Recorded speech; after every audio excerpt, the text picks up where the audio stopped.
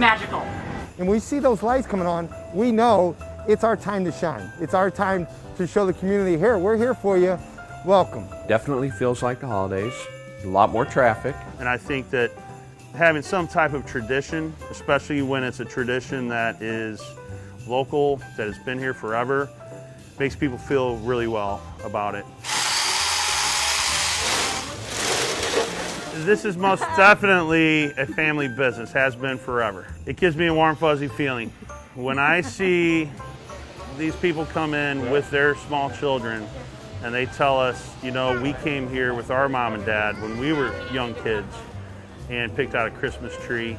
Igloo dining. Cheers. It has been incredibly received by the community. We started thinking about winter. We started thinking, hey, I only have 5 tables potentially that are going to be semi-enclosed with the heat and things of that nature, and I will not make it through the winter on 5 tables.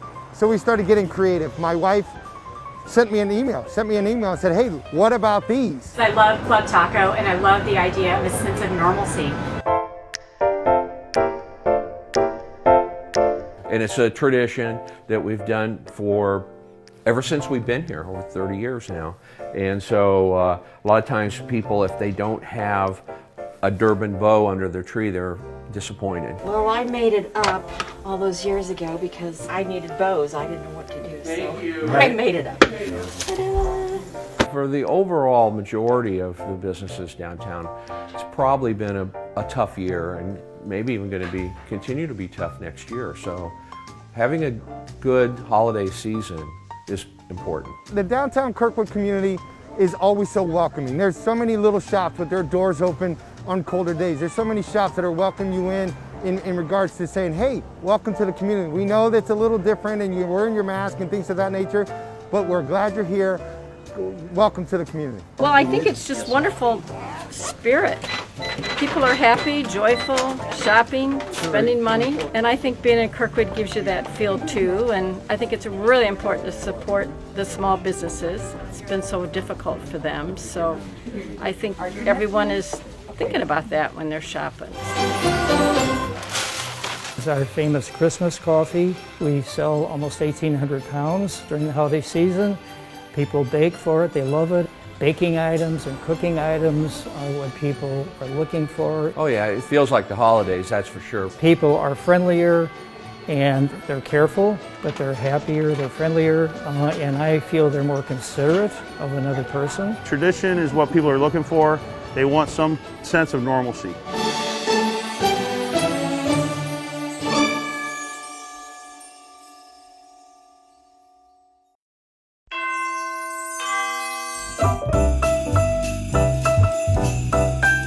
Looks incredible, very festive, makes me want to spend the night here. It's magical.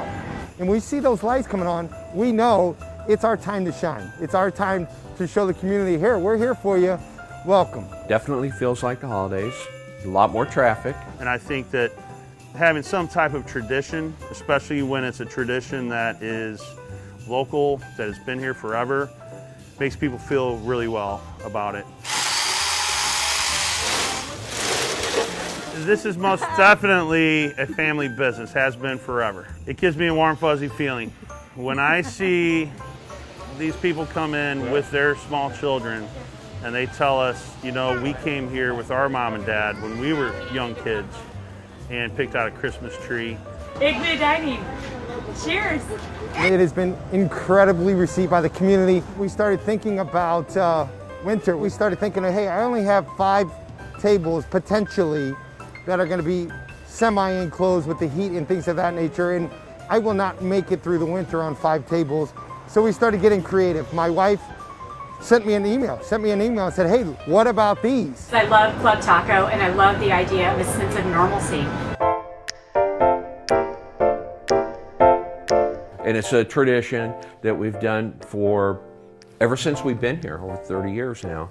And so a lot of times people, if they don't have a Durban bow under their tree, they're disappointed. Well, I made it up all those years ago because I needed bows. I didn't know what to do, so I made it up. Ta-da! For the overall majority of the businesses downtown, it's probably been a tough year and maybe even going to continue to be tough next year. So having a good holiday season is important. The downtown Kirkwood community is always so welcoming. There's so many little shops with their doors open on colder days. There's so many shops that are welcoming you in regards to saying, hey, welcome to the community. We know that's a little different and you're wearing your mask and things of that nature, but we're glad you're here. Welcome to the community. Well, I think it's just wonderful spirit. People are happy, joyful, shopping, spending money, and I think being in Kirkwood gives you that feel too, and I think it's really important to support the small businesses. It's been so difficult for them, so I think everyone is thinking about that when they're shopping. It's our famous Christmas coffee. We sell almost 1,800 pounds during the holiday season.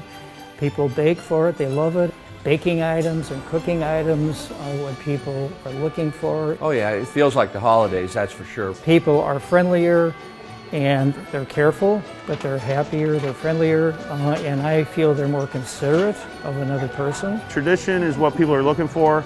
They want some sense of normalcy.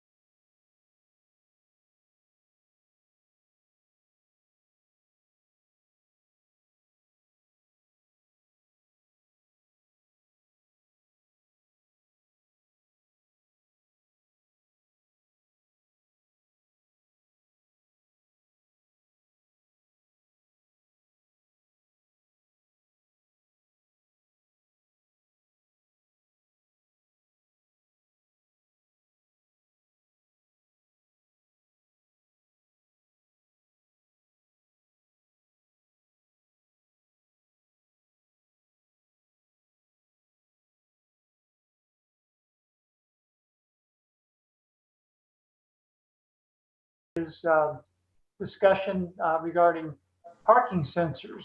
Russ, you want to go ahead and introduce that?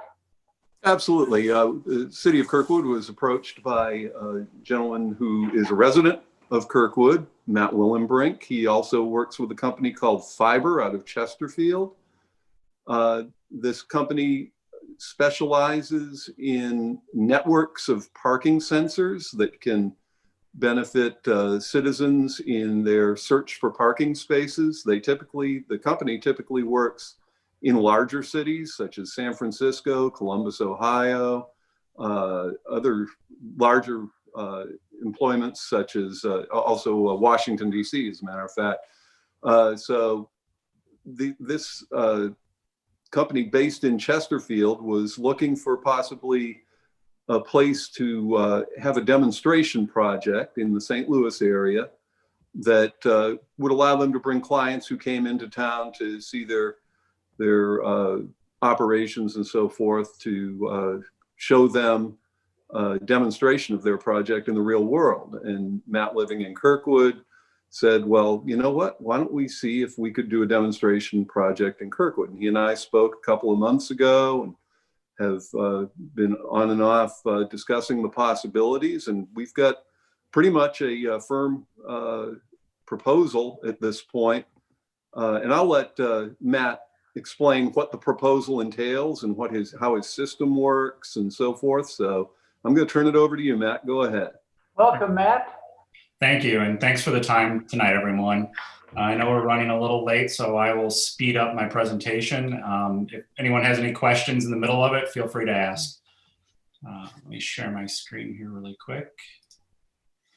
And as Russ mentioned, I'm a over decade-long resident here, and my wife and I now have an empty house now that our two boys are out, and keep debating about moving, and we just can't bring ourselves to leave Kirkwood. So, a little bit about Fiber.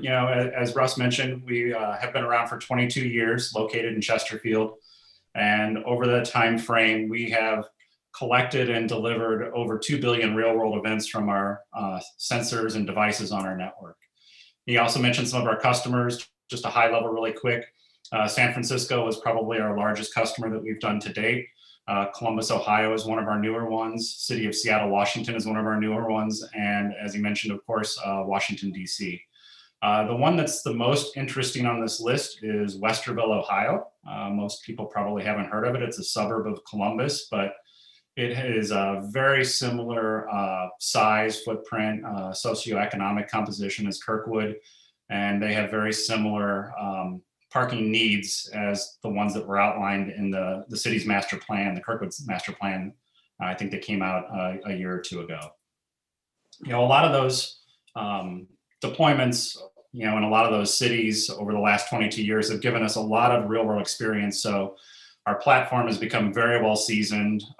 We learned a lot of things in some of our early deployments. Montreal was one, for example, where getting our sensors to work in underneath a foot of ice was a challenge, or in Texas, where sometimes the pavement surface can get to be 120, 130 degrees. So figuring out things like that were a real challenge in some of these cities, and we've taken all those learnings and incorporated them into our newest platform. While we're going to be talking about parking tonight, a high level of what we do, in 2012, we migrated from just being a parking platform to a full smart city IoT platform. So we now cover parking, transportation, curbside management, so monitoring loading zones, short-term parking zones, flood monitoring, intelligent lighting, and environmental monitoring, including air quality, gas and particulate monitoring, and block-by-block microclimate. High level of how our system works is we have these edge devices, so a parking sensor, an air quality sensor, a weather station, for example. We deploy those into the field. Those then communicate wirelessly to gateways, which we typically mount onto existing infrastructure. So things like traffic lights poles or street light poles at the side of a building, for example. They communicate wirelessly through a low frequency 900 megahertz radio communication protocol in fairly near real time. And then once those signals are collected by the gateway, they're delivered either through cellular or through a fiber optic network back to our engine, which then collects all the information, does some post-processing, and then delivers that information to our suite of tools. So that's our insights dashboard that gives us analytics and historical data, and the mobile applications that allow the citizens to find real-time parking, or the enforcement officers to do directive enforcement, or in the case of lighting, for the lighting and engineers to monitor and receive proactive updates and push notifications on what's happening with the system. So focusing on the parking platform for the rest of this conversation, we really have 5 things that we can help cities do. For drivers, we can help them reduce congestion and conserve fuel by giving them real-time information on where each vehicle is parked and what spaces are open. We can let them know where to get to a parking space faster, which then saves them time and gas.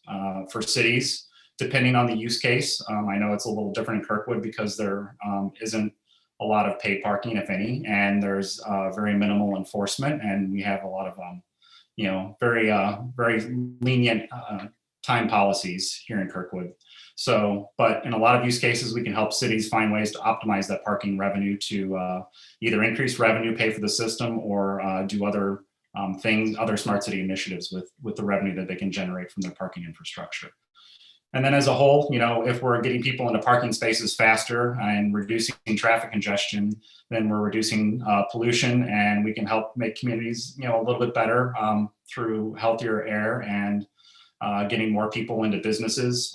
It's been proven that the more turnover we have in parking spaces, more customers come into stores, they spend more money, they get more revenue, and then ultimately the city gets more sales tax revenue from those businesses over time. In 2017, there was an interesting study done by INRIX that showed, and I found this really astounding when I saw these numbers too. Drivers spend an average of 17 hours per year looking for parking spaces, and that here in America, and that costs us as the U.S. Just over $20 billion annually. And those efficiencies don't just affect the drivers, but of those people, those 6,000 people surveyed, 63% said that they would avoid driving to stores and businesses just due to the challenges from finding parking spaces. And in that same study, the drivers, what they were looking for in parking solutions, what they really wanted to be able to do was find real-time parking. 90% wanted to be able to get information on where parking was available in real time. 88% wanted to be able to search for the cheapest or closest parking spaces to their destinations. 74% of those people wanted that data directly delivered to the in-dash unit in their vehicles. And 87% of them wanted to be able to navigate directly to an open space. With our system and putting sensors into each space like we do with our platform, we've solved all of these problems for the end driver. So how does it work? What we do, these are our parking sensors. They're 4 inches by 1.6 inches, so they kind of look like a fat hockey puck. What we do is we then embed those into the pavement. So they sit just below the surface. So things like street cleaning and plowing are not an issue with these sensors. They are battery powered, so they're wireless. Battery life is 7 to 10 years.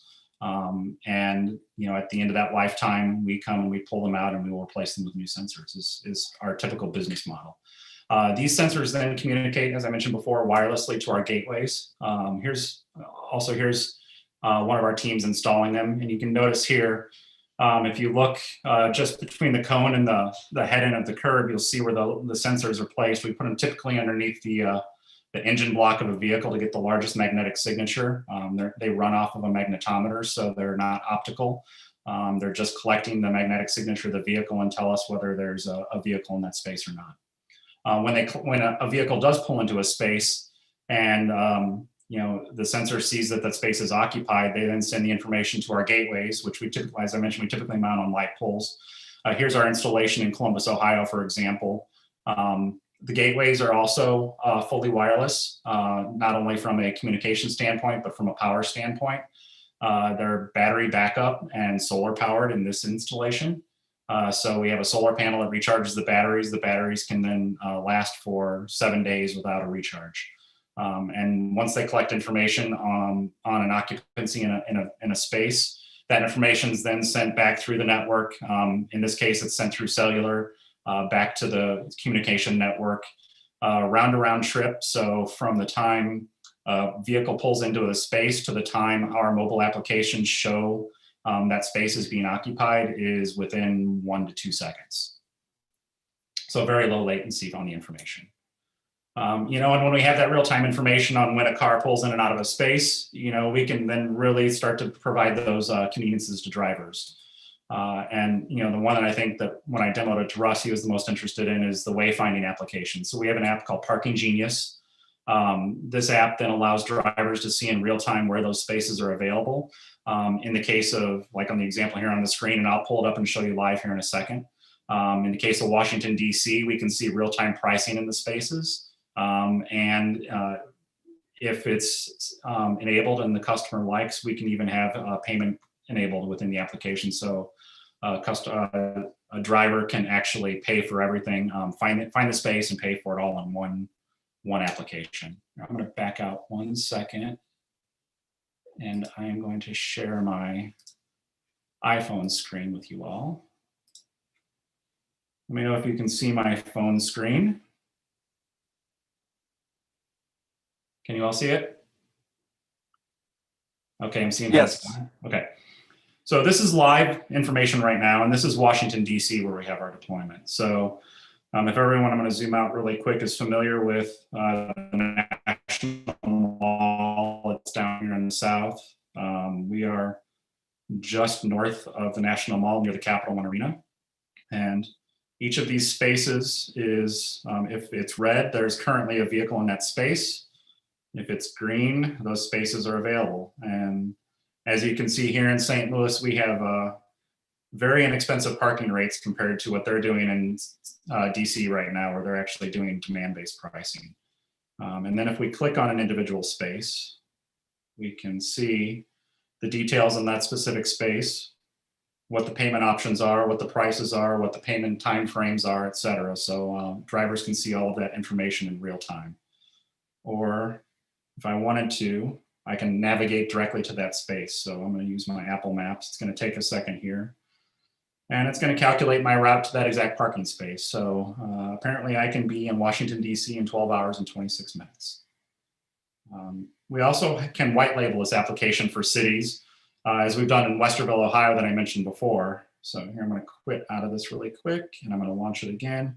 You can see we took our Parking Genius app and we branded it for the city. When you log in, they're not doing on-street parking. They are doing all surface lots in the city. But they had a very similar problem where all of their parking is either timed or free parking. And there were a few areas of the city where the parking was being heavily utilized and overutilized, and a few of the lots where it was being tremendously underutilized. So their goal was to use this application and our platform to help inform citizens where parking was available and help them better manage their overall parking inventory to make it work more effectively for not only the city, but for citizens. So this one looks a little bit different because one of their requests was they wanted to be able to color code the different types of zones within their parking lots. So for example, in this lot B, I'm going to click here and we'll see, they have 4 different types of spaces. So they have their 4-hour time limit with no overnight parking that only goes to 6 p.m. They have others that go to 10 p.m. They do have a few overnight parking. And then as most cities have nowadays with the wonderful pandemic we've had the last year, a lot of more 10-minute courtesy pickup and drop-off spaces are available. So they've adjusted some of those spaces in their lot to accommodate for those short-term pickup and drop-offs. And again, this data is all real time. So this is exactly what is available right now in these spaces. If we watch this for another few minutes, we would probably see some of these spaces turn over and change from red to green and vice versa. I know that's a lot. Any questions so far?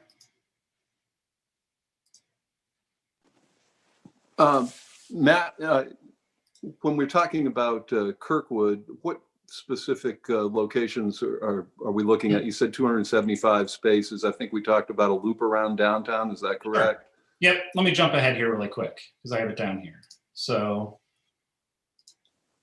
what we've talked about doing is actually taking every on-street space on Argonne on both the north and south side of the street. We would put sensors in each of those spaces.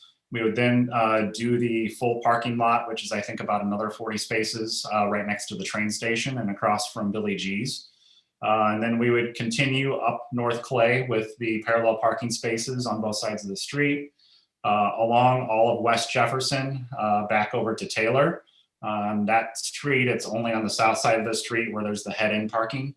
And then follow that back down Taylor, from the library back down to the farmer's market on the west side of Taylor. In those, I think it's 6 parallel parking spaces. Right.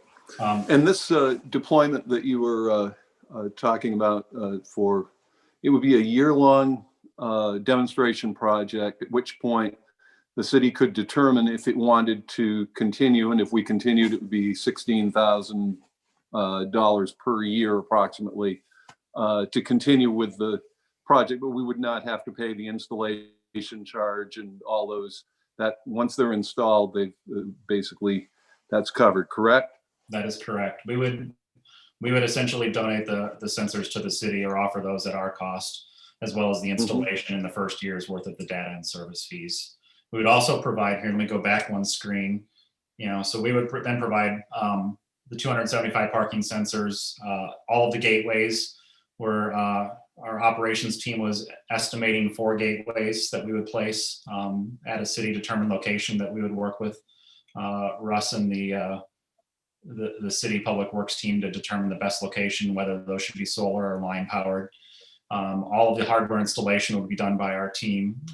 The city would have full access to all of our dashboard and analytics, which I'll go back here in a second and show. We would then provide Parking Genius white labeled. So instead of it being Westerville parking, it could be Kirkwood parking application that could then be rolled out to the citizens. I will get to it in a second. We also have a directed enforcement application. If the city chose to use that, we could provide the enforcement officers with, essentially it's an enforcement app that shows in real time where violations are taking place, and they can then use that to either, go to write citations, or we could put them into even no parking zones in front of fire hydrants, et cetera. And so high value, no parking zones that are a safety hazard, they would be notified immediately if someone pulled into those zones to go take a look at. So we provide that if the city chose to use that, all for the first year at no charge. That's great. Yeah, if we could look at the other information you were going to show. Yeah.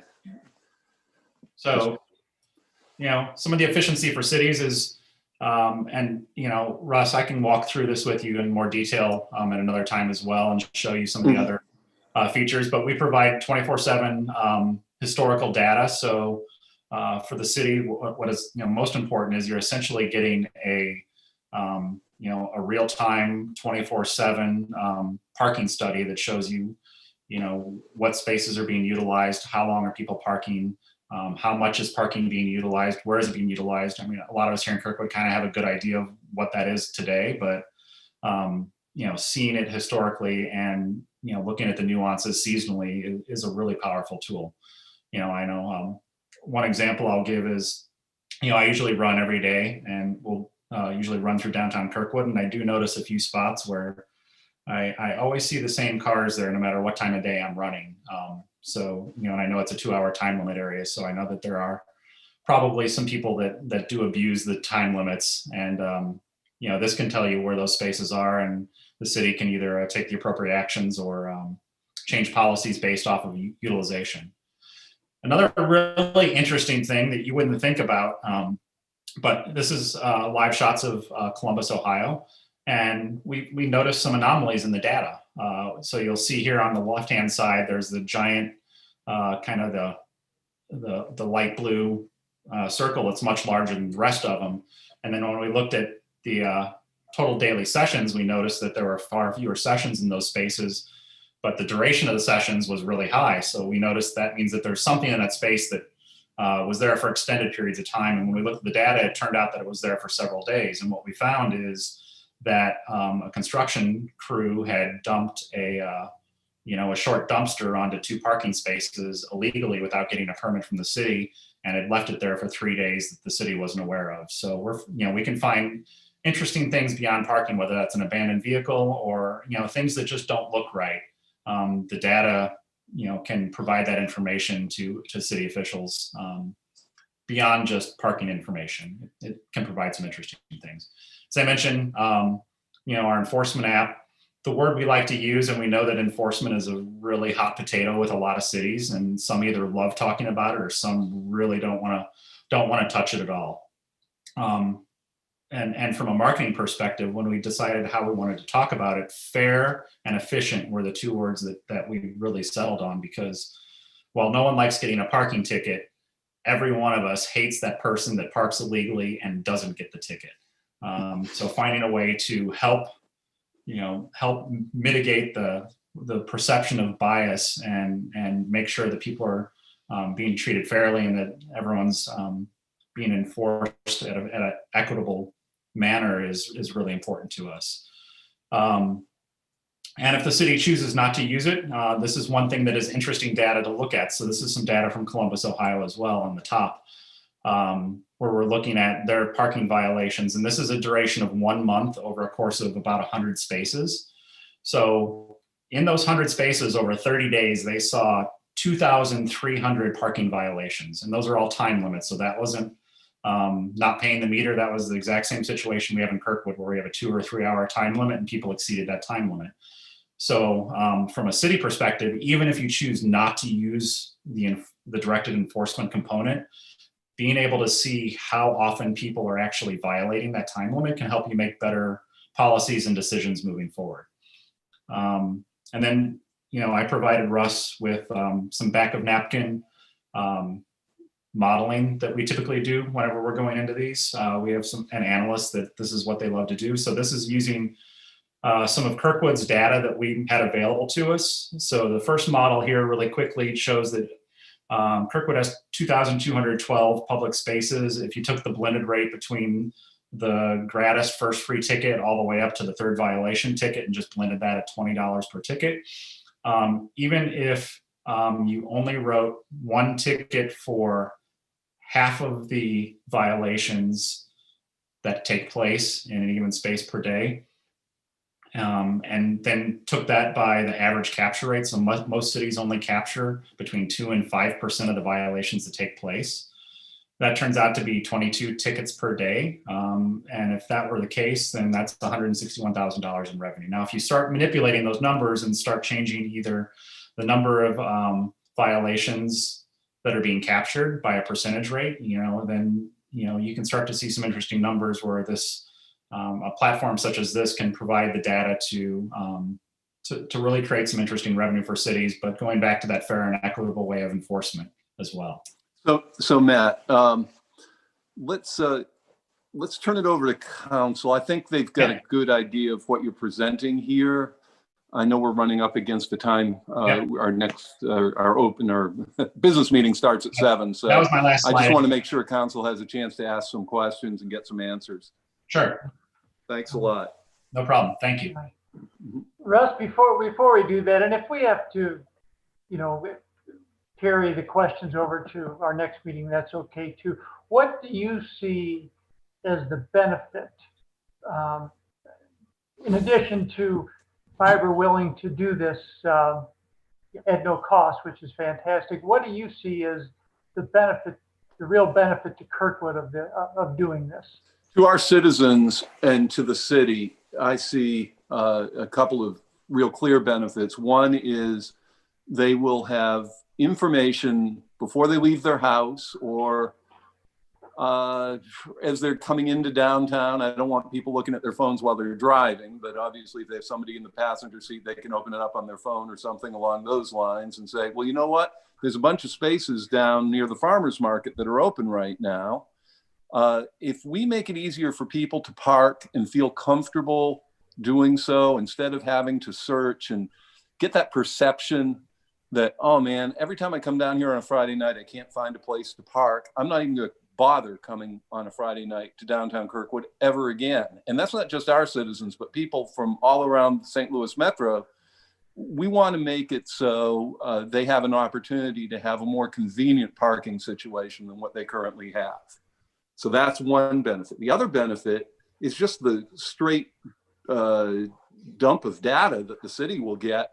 It's like he said, we're getting a parking study, a real-time parking study at all times. And we can make decisions on Is a 2-hour limit on our parking spaces appropriate in some areas? Should it be 3 hours? Should it be 1 hour?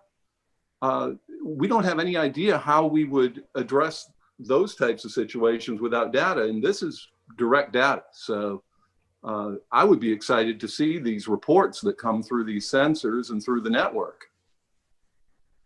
So those are the two benefits immediately, and at no cost installation. Right. I'm wide open to it. All right. Do we have any council questions? Do quick ones, and then we can always, again, come back with more details. Bob? Thank you, Mayor. I had just one practical one about what happens with street resurfacing and how does that work? And the other one is, even for the trial, we may want to pick an alternative to the the station parking lot, just because of what might happen to that lot in the future.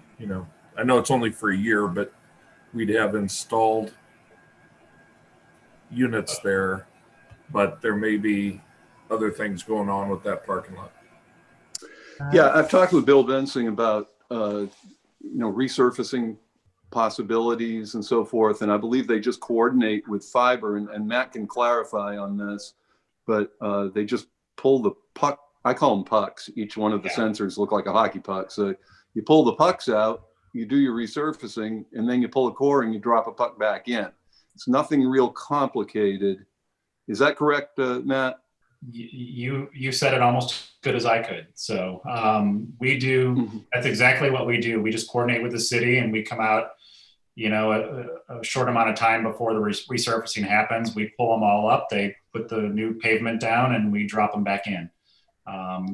If that does not happen and we don't get notified, then what typically happens is they get chewed up by the resurfacing machine. And, at that point in time, our typical agreement with cities is we will do the pulling them and dropping them back in if we have prior notice. If they get chewed up, then it's on the city. If they elect to replace them, it's on their dime to replace them. Well, sure, absolutely, and that's appropriate. But yeah, we'd make sure that they wouldn't get torn up. Yeah, we've got it down to a pretty straightforward process with our operations team on doing that every day. And Bob, with regard to your thoughts on the railroad parking lot, yes, that is certainly most likely to be redesigned and resurfaced, but the time frame is at least 4 years down the road. And at that point, we could work with Matt's company to pull them up when we do the redesign and so forth. If I may, one more question. Can these tie into a wayfinding sign? Yes. The short answer is yes. We can do it in two ways. Either we can provide the signs, which we have that talk directly through our same wireless network, or if the city elected to use some other type of sign, we do have a full set of APIs, so we can provide that data to any other type of information system as well. Yeah, and I think you could also use static signs to let people know that there is an app. It says parking in this lot, get the app, or something along those lines. So there are some things that can be done with signage, no doubt. And we can help the city as well with information and collateral and design materials to help communicate that effort to the city. All right, anything else from council at this point? Let's see, Wallace, you have your hand up? Yeah, unmute yourself. You're muted. Mark had his hand up before me. If you want to go in order, it doesn't matter. Oh, I didn't notice that. So go ahead. Yeah, just a real quick question. Over the long haul, in terms of rehabilitation of bad actors who are doing parking violations, what do you see a trend in improving that by any significant amount over time? Yeah, and what's actually interesting is in San Francisco, when we deployed 11,000 sensors, that was a federally funded parking study. And there were three interesting things that happened with that really quick. One, they did not raise their parking rates materially across the entire city. So what they did is, in heavily utilized areas, they raised the rates, but in lower utilized areas, they lowered the rates by an equal amount. So the net gain was neutral across the entire parking revenue. Within 3 years, they raised their parking revenue from $66 to $99 million. They did not write an addition, like an incrementally larger amount of tickets. It was statistically an insignificant number of more tickets. And what actually happened is, over the 3 years of the study, compliance went up, and actually they wrote fewer tickets. Because what happened is, once people realized that there was a system in place that was monitoring their occupancy, they were far more likely to comply and either pay the meter or not exceed the time limit on the meter. That is one other important thing too about our platform versus some of the LPR, some of the other camera-based systems, is because it is a magnetometer. We collect no personally identifiable information on anyone or any vehicle. We just know if there is a vehicle in that space, which is a kind of a critical component that is very important to a lot of municipalities as we're moving forward. Thank you.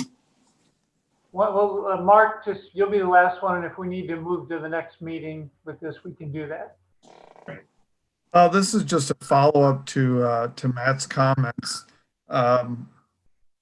Based on people learning from the system and learning that enforcement is occurring and, less tickets, have you had an experience where the revenues have declined over time?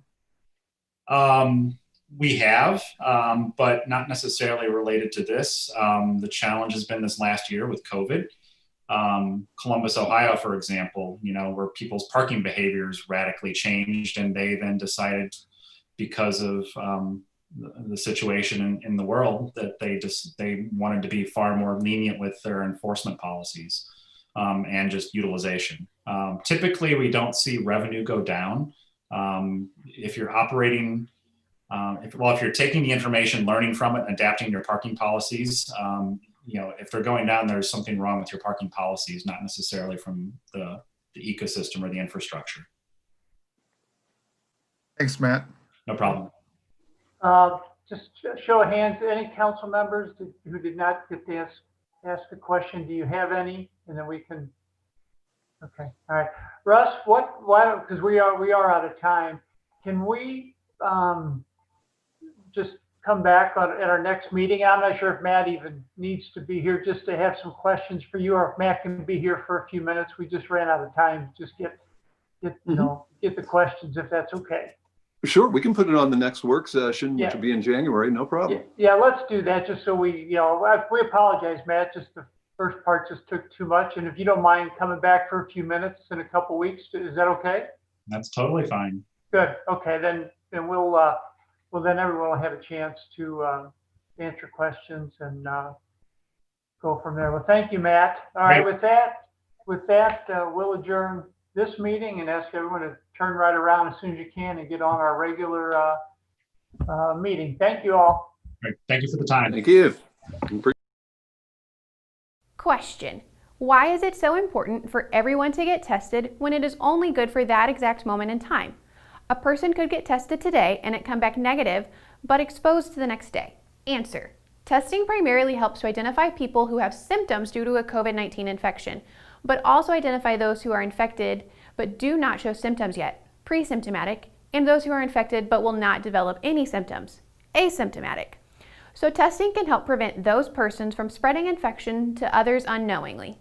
Question: how long after exposure to a confirmed positive should I get tested? I don't want a false negative, but I want to know as early as possible, especially if I have a pre-existing condition. Answer: exposure to a confirmed case may or may not result in infection in an exposed person. Test accuracy is highest in the initial few days after a person develops symptoms.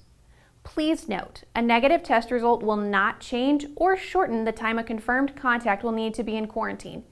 If you are a known contact and are in quarantine and start to experience symptoms, contact your medical provider and give them that information. Question: if someone was sick in the last 4 months but was unable to be tested for COVID-19 due to limited testing, would an antibody test show that they had the disease? If not, How do we know if there weren't many more individuals who have had COVID-19? Answer. The majority of people develop antibodies to the virus by the 3rd week after illness onset, which is indicative that a person has been exposed to the virus in the past. A small fraction of people may not develop antibodies, or they may have antibodies under the usual detection level. Question. Is there a list for test sites for each county in Missouri? Answer. The DHSS website lists a number of testing sites around the state. You can find that list at health.mo.gov/coronavirus. Then select Missouri testing sites in the menu on the right side of the screen on the desktop or under the content on mobile. There is also an interactive map that you can access off of the Missouri testing sites page by selecting Interactive Map of COVID-19 testing sites above the list. This list is not all-inclusive, but does seek to help Missourians access testing around the state. Question. What can be done to build up our immune systems to make us less likely to get COVID-19? Answer. Having a healthy immune system is a key for remaining healthy. Some basic steps you can take include: don't smoke, eat a diet high in fruits and vegetables, exercise regularly, maintain a healthy weight. If you drink alcohol, drink in moderation. Get adequate sleep. So you can contact your medical provider if you have questions about how to implement these lifestyle changes. You can also take steps to avoid infection, such as washing your hands frequently and cooking meats thoroughly. And try to minimize stress. The Missouri Department of Mental Health has a number of resources that can assist with minimizing stress during this time. Question.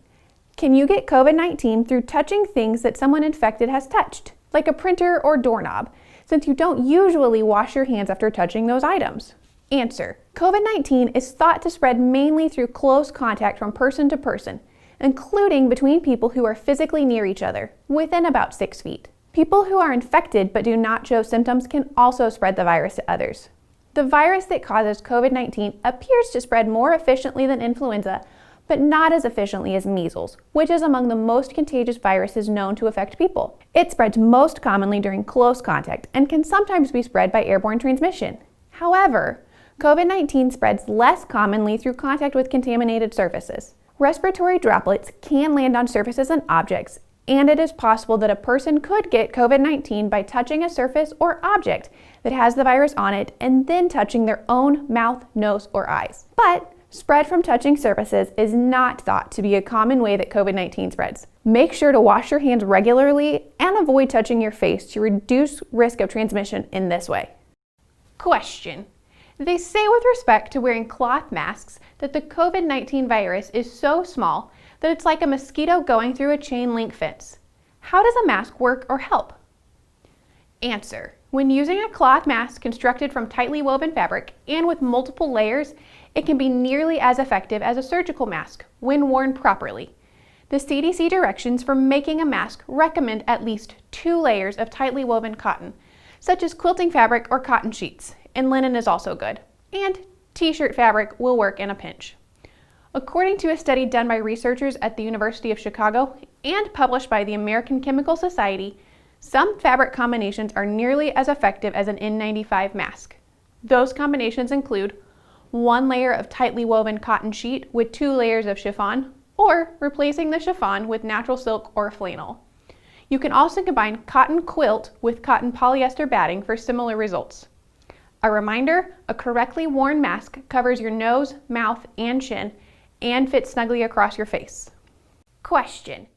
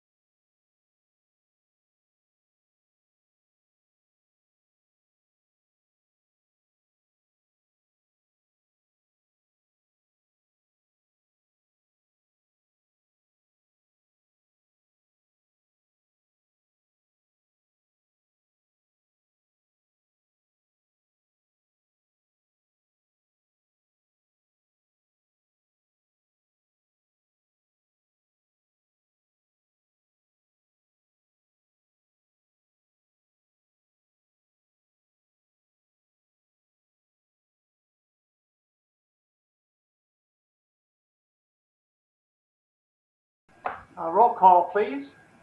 Mayor Griffin, Here. Councilmember Sears, I'm here. Councilmember Dewey, Here. Councilmember Zimmer. Here. I'm not sure if Councilmember Ward has been able to re-sign back on, but I know he is in attendance this evening. Councilmember Wertz. Here. Councilmember Gibbons. Here. Thank you. And before we start, I'd like to ask City Attorney John Hessel to read into the minutes statement on the Sunshine Law and remote meetings. Thank you, Mayor. Section 610.015 of the Missouri Sunshine Law provides that members of the City Council who are not physically present in the council chambers can participate and vote on all matters when an emergency exists, and the nature of the emergency must be stated in the minutes. So I'd ask the minutes to reflect that we continue to be in the state of emergency due to the COVID-19, that the City Council is meeting for its own safety as well as the safety of the general public.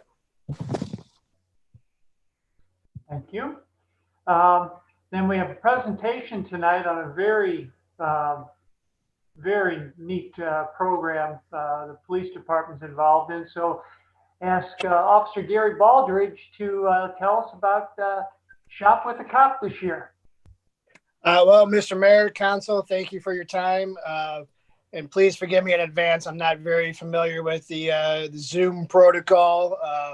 I just first started getting used to being at the podium, and now you guys are throwing this at me. So appreciate the time. But as in the years past, you guys get to hear so much about the build up to our Shop with the Cop, which is a program that is just very, very near and dear to all of our hearts who participate, and as a department, as a city as a whole. I figure that it's only in my due diligence to let you know how it concluded and the efforts that were made to the citizens of this community. So in brief hindsight, I do want to reiterate that again, that every child and family that participated in Shop with a Cop was a Kirkwood resident. These are all children that are nominated through the Kirkwood School District. So we are truly taking care of our own. So if you don't mind, I have a very brief, I like to think it's brief, synopsis of the event. If there's any questions afterwards, certainly here for them. So briefly, on Saturday, December 5th, the Kirkwood Police Officers Association with the Kirkwood Youth in Action organization, everybody knows Keith Rawlings and his group, with the Kirkwood Police Department partnered together to host our third annual Shop with a Cop event at the Kirkwood Walmart store. Shop with a Cop event is where we brighten the holidays for selected Kirkwood School District children, particularly age 6 through 16. Kirkwood School District counselors, educators, and school officials nominated the children they felt best would benefit from the program and experience. We have asked that the counselors and everybody who nominate the children, the reasons nominated are kept private. It's a personal matter for the families. So on Saturday, the 5th, 21 officers volunteered their time and shopped with the selected children at the Kirkwood Walmart. This fun and festive program gave children the chance to shop for gifts for their family members, themselves, all while building a positive relationship with the police. This is the part I'm most proud of right here. This year, the event provided a shopping experience for 51 children, 5-1, from 31 different families. That's up from last year. We did 42 children from 28 families.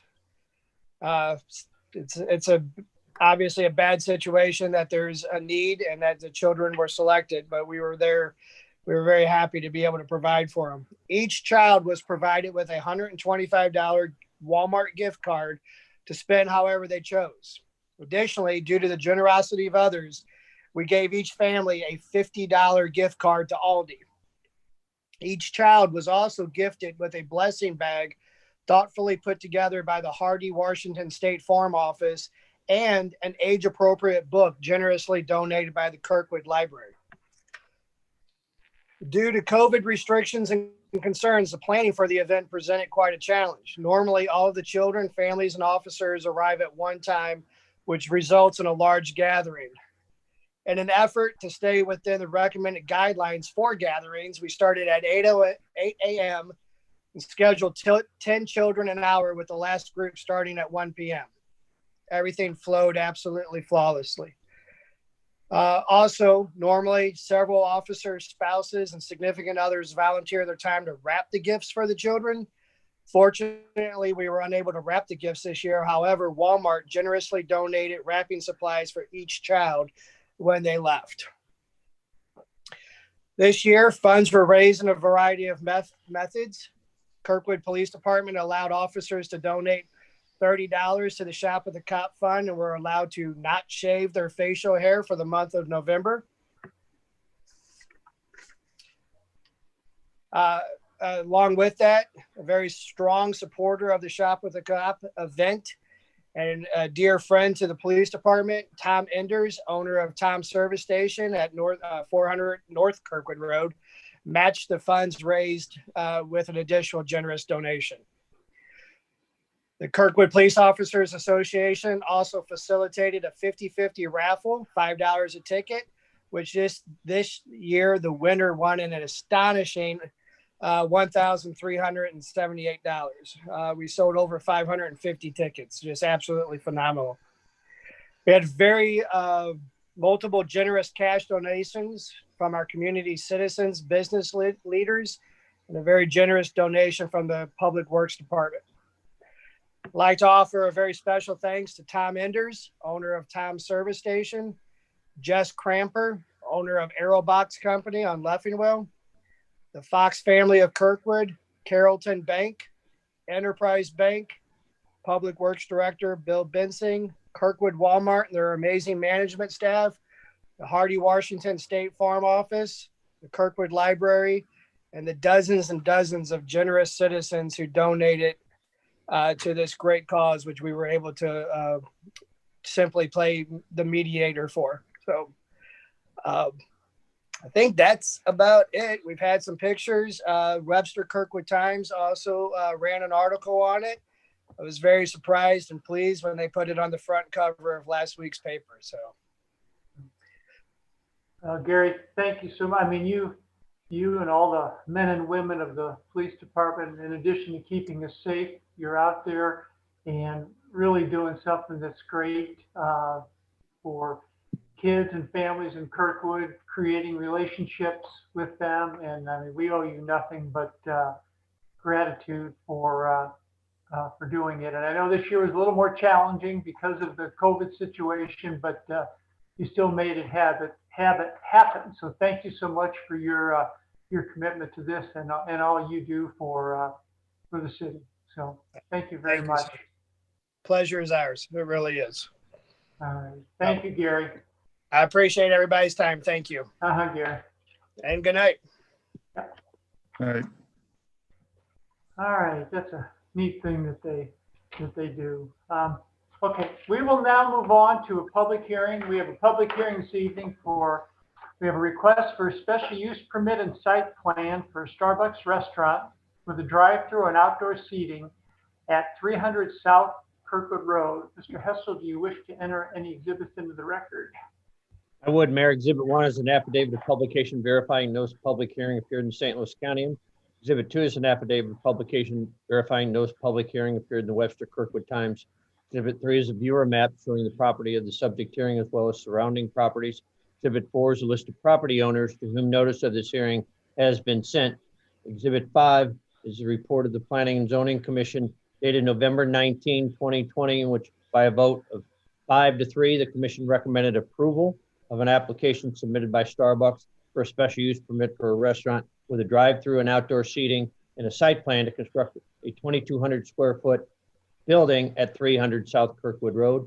Exhibit 6 is the subcommittee report of the Planning and Zoning Commission, and included with that subcommittee report is a staff memo from Jonathan Reich regarding traffic dated October 29, 2020. And Exhibit 7 is the Code of Ordinances of the City of Kirkwood. Thank you, John. Mr. Hawes, who will present this to the council? That would be Planning and Development Services Director, Jonathan Reich. Welcome, Jonathan.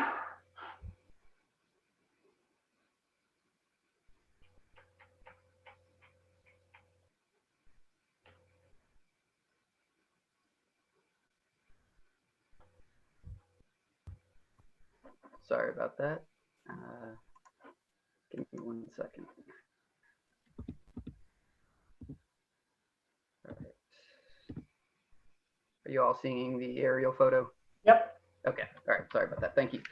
So this is a special use permit and site plan review request by Starbucks for the property, approximately 0.5 acre site, half-acre site located here at the southeast corner of Monroe and Kirkwood Road. It's the current Kirkwood Glass site.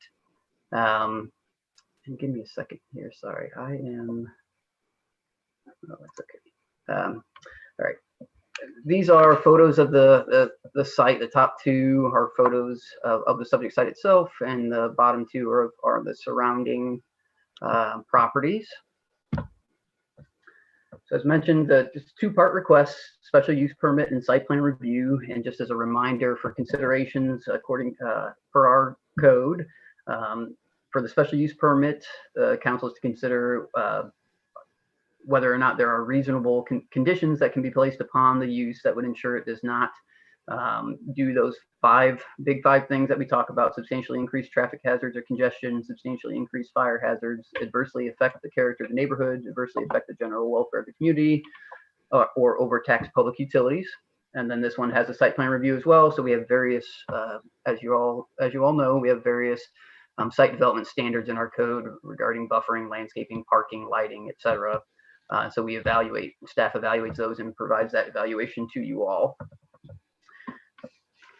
This is an excerpt or the main portion of the proposed site plan, and this is actually a revised site plan that was just received a couple of days ago. There were a few, if you all look in the draft ordinance that was provided, there was a highlighted condition that had items that needed to be revised prior to council approval.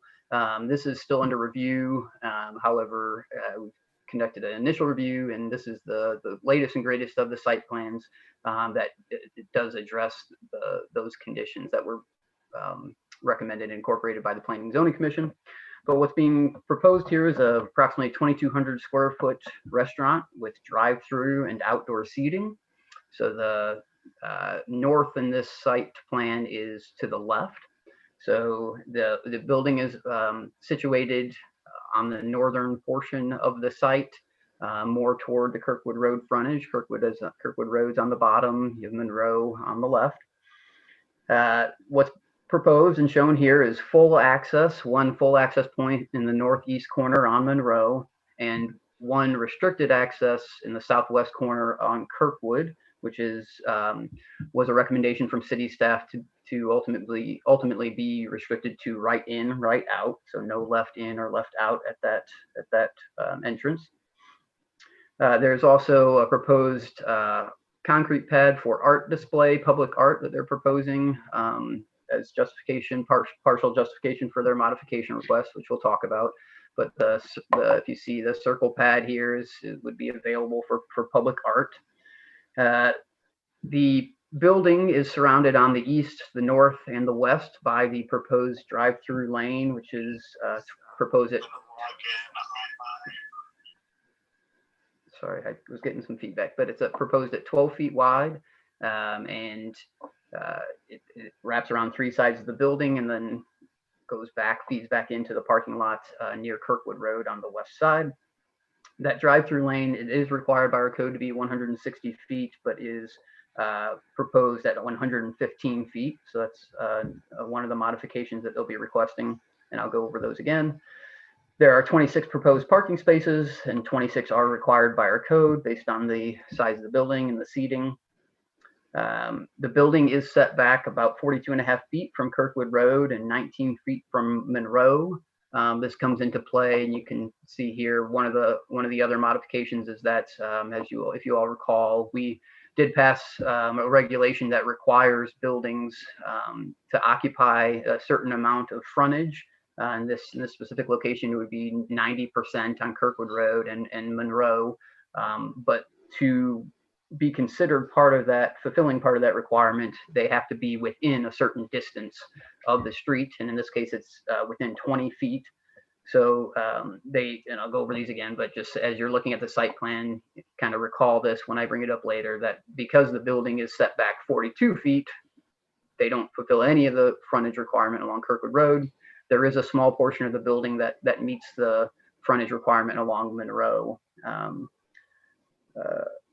And lastly, because of the Q lane and its location with the proposed site, the Q lane does get within 4 feet here at the kind of near the northeast corner of that drive-through lane. So it gets within 4 feet of the property line, and it does have a 10-foot required setback for the parking driving area in our code. I did mention at the outset the property is roughly 0.5 acres. So that would be the last modification that I'll show a table about later as well. So that the drive-through restaurants, not all restaurants, but drive-through restaurants require 1 acre by our code. This is the proposed landscape plan. There are various street frontage and parking lot perimeter trees proposed, which all fulfill our requirements. Each parking island was revised through the planning and zoning process to include a tree. In this version, I'll have to verify that. There actually was a tree added here to the, southwest corner of the building, and it looks like it was omitted on this recent version. So I'll work with the applicant on getting that tree back in. There are 6 canopy trees proposed along Monroe and 4 canopy along Kirkwood Road as required by our code. It also meets the interior open space requirement for parking lots. So the council, as you all know, the council doesn't review architecture, but the applicant did provide architectural exhibits, and I think it is helpful when they're provided to show them to you all, just for a sense of scale and what's being proposed. This gives you an idea and a rendering of what the project could look like if it were built as proposed. Again, not focusing on materials at this point, but just kind of the layout and scale and massing of the building. So these reviews, this first view would be looking from roughly the intersection of Kirkwood Road and Monroe, looking southeast. And this is looking from the southwest corner, looking northeast. As I mentioned, when we were looking at the site plan, there are 5 modifications being requested through the process laid out in our code. The modifications requested that you see are, like I mentioned, the lot size that's required to be 1 acre for drive-through restaurants. They are at 0.52 acres. The street frontage occupation in Kirkwood Road, because the building is set back so far, they don't meet, it is required to be 90% building or occupied by building. They are at 0%. The Monroe frontage has approximately 25% that does meet it. The drive-through queuing lane is about 45 feet short, with 115 feet being proposed, 160 feet required by code. And then the parking lot setback, because of the drive-through lane on the northern side as well, it gets within 4 feet to the property line instead of the 10 feet required. The Planning and Zoning Commission, the subcommittee, and the commission as a whole had multiple meetings about this. It was introduced at, when we restarted meetings in July after pausing things for COVID for a few months. This was introduced on July 15th. The subcommittee met on August 5th and on November 6th. The delay there in between the meeting in August and November was when the applicant, and I have a summary of this, and I'm sure they'll go into more detail about their methodology, but the staff and the subcommittee requested additional traffic information. So that's the #1 discussion summary point I have there, that they provided initial traffic analysis with the project early on. And then when the subcommittee met in August, they requested additional information. So between August and November, the applicant with their third-party private traffic consulting firm went out and did some additional analysis. They looked at 3 comparable area locations in the St. Louis area that were deemed to be comparable with city staff, discussions between city staff and the applicant as well. The outcomes of that were presented to the subcommittee and ultimately the commission. Again, I think they'll probably go into a little more detail, but just to hit a few things that were of importance was that a maximum queue length of 7 to 8 cars was observed. And I will show this diagram while I'm talking about these. So This is the site plan with a diagram of queuing that their consultant provided as an overview and a result of what some of their findings. So you see, as I'm talking about these, the light blue car here is a car situated at the menu board. And what they've found was, well, the way that they organized this diagram at least was that the first car to be considered in the queue is the one behind the menu board. So they really focused on this queuing from the menu board back.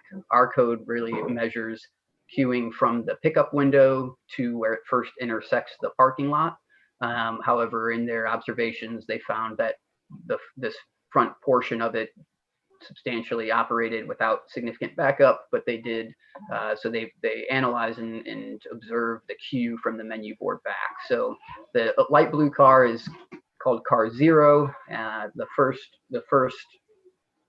green car here would be the first in queue 2, 3, 4. So what they observed was the average queue at these 3 comparable locations was 4 to 5 cars, and that the maximum queue observed was 7 to 8 cars. So that's what you show. What they're showing here is there would feasibly be 7 cars queued before getting into the right-of-way along Kirkwood Road, and an 8th car would be required to go around through and to queue from the Monroe side, and then there would be additional queue that would allow up to 13, although it would obstruct the public sidewalk at that rate. So 12 without going off-site in that when considering both directions. During the Planning and Zoning Commission, there was a little bit of discussion later on as well about the use of mobile order, especially right now with the things that the way that things are working. So Starbucks indicated that there are typically 3 parking spaces designated for mobile orders. There was some discussion about whether that increasing those would help offset some of the drive-through queue, and Planning and Zoning Commission did suggest that Starbucks consider that and make sure that they were analyzing and looking at what would be most optimum from that. However, ultimately didn't want to add a specific requirement. Wanted to make sure that Starbucks was able to do that because it could involve peak hours, and so they didn't think it was necessary to get into dictating the exact number of mobile order pay, but it was something that was discussed. And additionally, during the Planning and Zoning Commission, you were all provided a copy of the memo that staff provided even after we reviewed the additional queuing information that was provided by the consultant and the applicant. Staff does still have concerns related to traffic safety and congestion. The Planning and Zoning Commission did incorporate some of staff's minimum conditions that we said, although we have concerns, if it's still deemed appropriate, at minimum, we would recommend a few items, and I'll list those as well. But just in the memo that was provided to the Planning and Zoning Commission by staff, and I'll summarize that here. The site design, actually, I will go back to this diagram. So some of our concerns are that the site design and the queuing information that came back shows that really that the queue, anything back from car 1 in the queue starts to block portions of the parking areas. So when the queue lane is functioning, they would be, it would be at least conflict and additional time and negotiation between cars trying to access the parking area. And that's the reason our code measures queue lane length as from the window to the first point of conflict with the parking field, so that we can assure that that queue lane is actually outside of the main parking area. So this queuing analysis shows that the majority of those would, the more there are, the more cars there are in the queue, the more parking spaces that would be blocked. There's also concern that the queuing from Monroe might not work as efficiently as shown on this diagram for 2 reasons, with this really being a U-turn movement into the lane. And then also with the fact that these 2 lanes opposing coming, one coming from essentially from the east and one coming from the west, would really have to be self-policed as merging, kind of zipper merging, if you will, one from each turn. But that's assuming a lot of efficiency there in staff's opinion. Also, that there's really with the peak that was the normal peak that was observed in 7 to 8 cars, there's little to no margin for error with what's shown here. So, you know, if there are 8 cars that are wanting to queue, you're assuming that that 8th car, instead of sitting here just off site and backing up onto Kirkwood Road, you're assuming that they will go around to Monroe. So that's a summary of the staff's concerns. And like I mentioned, if it were to be approved, at minimum, we did recommend that there be a right-in, right-out restriction on Kirkwood Road, which the applicant has acknowledged and incorporated into their revised plans. We also recommended that there would be an extension of the left turn lane for westbound Monroe Avenue, and they also incorporated that revision. So those are in the revised plans that I will, once the review is finished, I will provide those to the council with the revised ordinance as well. Lastly, just wanted to call out some other conditions to note. So they did, the Planning and Zoning Commission did vote 5-3 to recommend approval, which included recommended approval of the modifications requested. I mentioned one of the things, I'll let the applicant, as we usually do, let the applicant speak to their justification for those modifications. But ultimately, Planning and Zoning Commission 5-3 did recommend approval of those modifications. These are the items that needed to be incorporated into the revised plan, and it does seem like we did receive it, and it does seem like those have all been incorporated. We'll continue and we'll provide an update on that as we can. The last 2 items, our code does stipulate that the council should include restrictions for hours of operation, specifically for outdoor seating and for outdoor speakers when it is requested. So the recommended restrictions on those are for outdoor seating from 6 a.m. to midnight, and outdoor speakers from 7 a.m. to 9 p.m. So the process, both site plan and special use permits do require public hearing. So we're here tonight for that. And then it would go on for council consideration as an ordinance requiring 2 votes. So with that, I'm available for questions, and the applicant does have a team here ready for a presentation as well. All right, if the applicant is ready, why don't we go ahead and have them come on and make the presentation.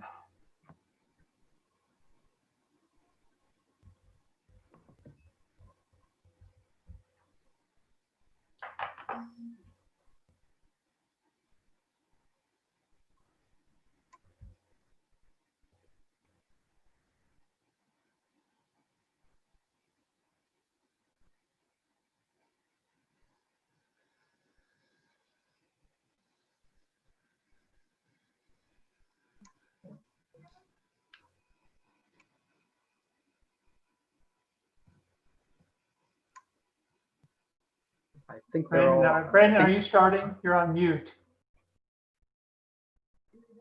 Yeah, Brandon, you're on mute. Brandon, you're muted.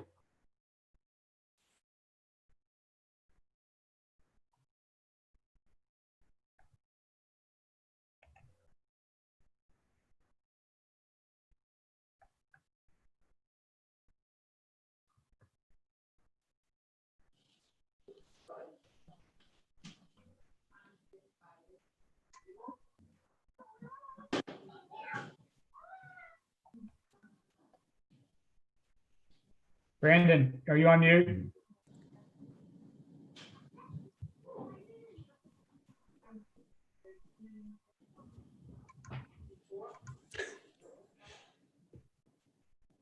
Looks like he's having some audio. Oh, there he goes. Yeah. Oh, he's on mute. Brandon, bottom left corner. Brandon, you're on mute. There you go.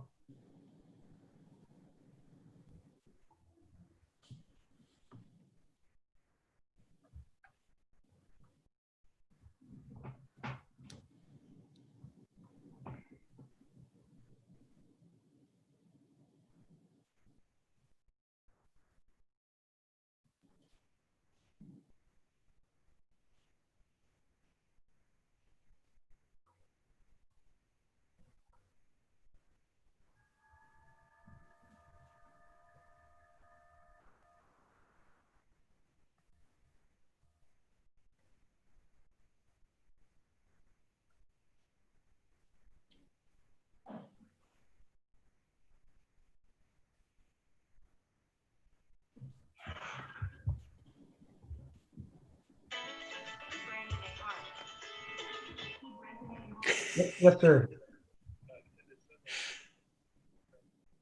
No.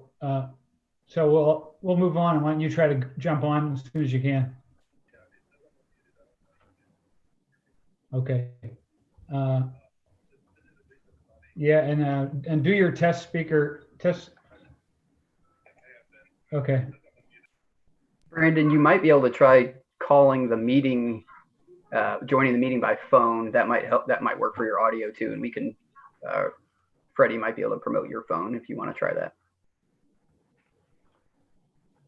Jonathan, you want us to move on while we're Yeah, Tim, please go ahead and move on. Yeah, I'm sorry, Mayor. Yeah, No, fine. that's fine. Yeah, so my name's Tim Treineke. That was a long silence there. I'm one of the applicant's representative, a local attorney at Armstrong Teasdale. So my job was to make the case for the modifications, although much of that case is made by somewhat by the traffic study supporting this, because that's kind of the big issue. But you may recall from the master plan that the master plan promotes all these liner buildings that go right up to the pavement. This particular piece of property on the corner where it is would pretty much be wiped out if you applied all those front yard occupation requirements, and it would be left as an orphan. You'd have to assemble it with some of the other land in the area. But one thing we point out in the application is, let me get some light here. One thing the master plan designates is this property is in downtown south sub-area of the downtown master plan area. And that report calls for expanding or moving Starbucks from its current location at 343 Kirkwood Road closer to the street. This building will be closer to the street. The current Starbucks the building is 70 feet from Kirkwood Road. This will be the patio area will be 33 feet and the building will be 42. The reason I emphasize patio area, because the plan, obviously, as you well know, emphasizes walkability and creating a pedestrian energy there, especially with regard to everything else that's happening in the city.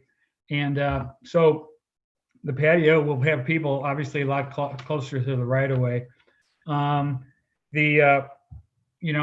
We think that the land use itself really should not be in debatable. And the question is whether it can happen on this particular lot, which is small. So we think that, when you judge this relative to the status quo, which is the current use or non-use of that property, and getting some action started in this area, you'll agree that, having all those residences just to the north and the coffee shop with all that entails and the Performing Arts Center will be a huge increase or improvement in the quality of life there. And it will create a lot of energy that we hope the city is looking for. This particular building will be generate more jobs and economic activity than the current Starbucks to the south. The report, the planning report, shows the Kirkwood Glass building as a building to keep, but then it designates the south side of Monroe and Kirkwood for short-term redevelopment. So that may just be a hiccup in the planning document. But the annotated plan really doesn't address the site at all as far as all these liner buildings. It's just silent about it. Your ordinance, the site plan review ordinance, as Jonathan mentioned, allows the City Council and Planning Zoning Commission to modify certain requirements. And as you mentioned, we need 5 areas of relief. And the modification can be justified, or at least to get a modification, you have, and you know this from your recent projects to the north on Adams and Kirkwood, it has to achieve one of 8 objectives. And we think you'd agree that this use would at least meet 3 of them. One is the impact on neighboring residential properties and the resulting use. That's item 3, criteria 3, including but not limited to protecting the existing neighborhood assets and the quality of life. We think it's going to enhance that, as I mentioned. And And then design for efficient and effective traffic circulation, both within and adjacent to the site, and the encouragement of pedestrian and non-motorized pathway. So we have bike racks, but the traffic consultant also mentions that this site will bring a certain amount of pedestrians to the building up, and that's what, of course, the business plan is for Starbucks. And that's not quantified, but I think we'd agree that relative to the current state of affairs, you're going to have a lot of pedestrians going in and out of there. The sixth standard for modifications is providing safe access for all users. So safety, cyclists and individuals with disabilities. Jonathan mentioned we've marked some of the property on the corner for artwork. And then one thing that we've mentioned earlier in the other meetings at P&Z and the subcommittees, the 1 acre minimum when applied to at least the drive-throughs, really, if you look at all the parcels in the downtown master plan area, there's just a heck of a lot of small lots. And without some sort of assemblage, if you apply some of these provisions literally and absolutely without considering modifications, you're really going to orphan a good number of the sites in the master plan area. Jonathan mentioned the conflict, and Brian's the expert, but one thing we've said before is the conflict between the drive-through queue and the parking spaces on the site. We think that's inherent in every drive-through. Every drive-through restaurant in town, if you're in the parking queue, you're going to be temporarily blocking someone's parking space. So that is kind of inherent in this use. Having said that, I don't know, Brandon, if you got audio yet, but you're the site plan man. I thought we ought to have you walk through the site plan. Yeah, hopefully everybody can hear me now, and I apologize for that. My microphone is not working on my computer for some reason, which it was working, but good evening. Actually, Jonathan gave a very thorough presentation of the site plan, the discussions we had at the Planning and Zoning Commission, and the recommendations for approval that, as he mentioned, we incorporated into a revised plan that we resubmitted earlier this week. Also here on the call is John Fitzgerald, who's with Starbucks, who could answer any questions regarding Starbucks operations and the business itself. And then also Brian Rensing with CBB, who's the traffic engineer who prepared the traffic impact study and the parking analysis and the drive-through analysis that you have in your packets. That was discussed at great lengths during the Planning and Zoning Commission. And as Jonathan mentioned, at the first subcommittee meeting, there was a request for some additional studies, and CBB went on to study other Starbucks throughout the area as determined the locations by the Planning and Zoning Commission and agreed upon. And that study was in there and then presented to the Planning and Zoning Commission at the last meeting, where they recommended to approval to move this on to this City Council. But we are in agreement to those conditions that were added by the Planning and Zoning Commission, and as I mentioned, they are incorporated into those plans. So again, I'm here to answer any questions regarding the site plan itself. Tim Treineke was working heavily on the modification requests per the zoning code, as he just demonstrated and discussed. And then again, John Fitzgerald is on the call with Starbucks, and then Brian Rensing with Crawford Buddy Braemeier, who could discuss any of the queuing issues and the study that he did regarding traffic. Great. Thank you, Brandon. John or Brian, did you have anything you wanted to say before we went to City Council questions? I can go ahead and run through some of our analysis for the traffic impact study and the drive-through queuing, since it seems to be one of the major issues that we ran into at the Planning Commission. So, John, I'm going to go ahead and share my screen if I can do that. Okay, John, do you see my screen, or anybody? Yeah, we can see your screen. Yes. Yeah, we okay. got it. Yeah. Very good. All right. So as I mentioned, we did a traffic impact study for the proposed Starbucks. First off, we evaluated the existing traffic conditions. Then we estimated the traffic generated by the proposed Starbucks, and then assigned those trips to the adjacent road system, and then evaluated the system with both the Starbucks before and after. And then lastly, we evaluated the drive-through stacking. So the existing conditions, as John mentioned, It's currently the Kirkwood Glass location. And so there's some large curb cuts there on the north side along Monroe as well as along Kirkwood. Our traffic volumes we obtained from the city, which was pre-COVID traffic volumes. So that was before any sort of reduction in traffic volumes. As you can see, and we might not be able to see too well, but there's a heavy northbound traffic flow in the morning past the site. And then there's relatively low traffic volume along Monroe. So the proposed site plan here, this again was revised based on recommendations from city staff. We clarified and located the access as far away from the signal as possible. And by doing that, we clean up a lot of the pedestrian issues and the exposure for pedestrians so that they have a nice place to walk. So we provide a safe facility for that, as well as all the way up to the building.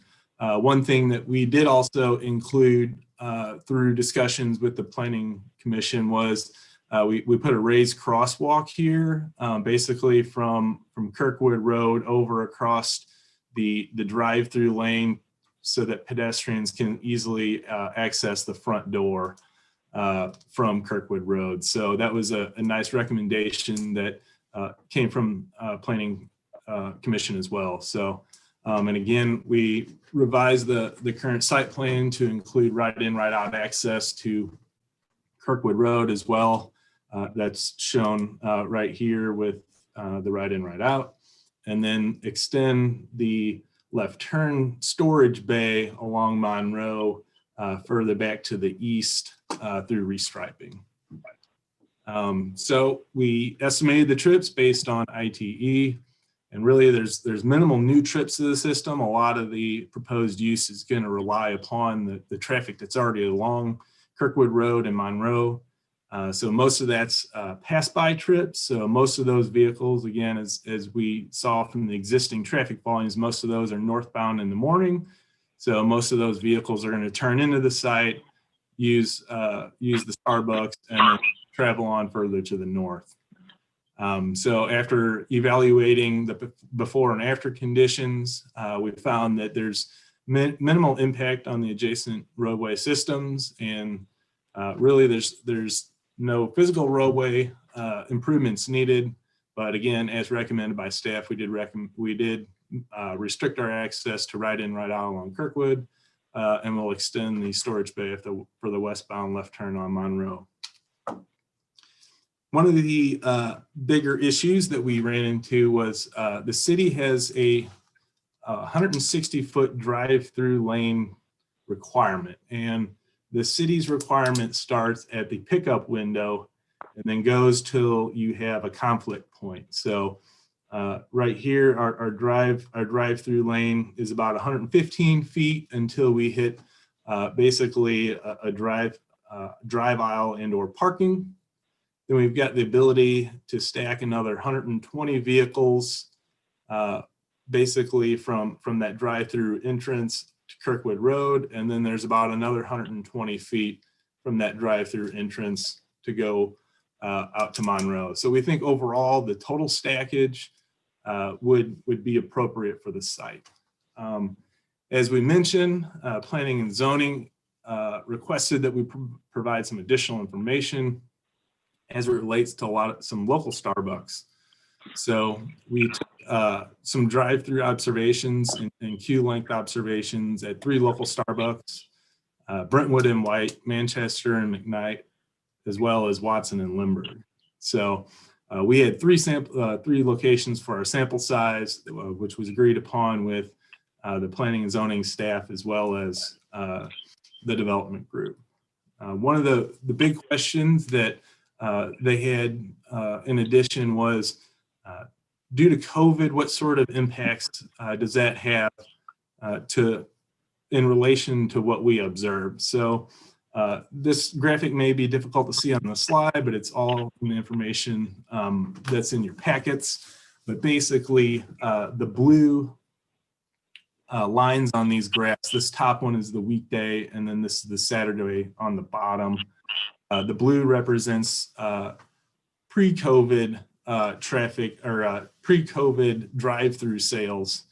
And then the orange represents during COVID sales. So as you can see, our orange lines are higher than the blue lines. So we observe traffic and drive-through operations heavier than they typically are pre-COVID.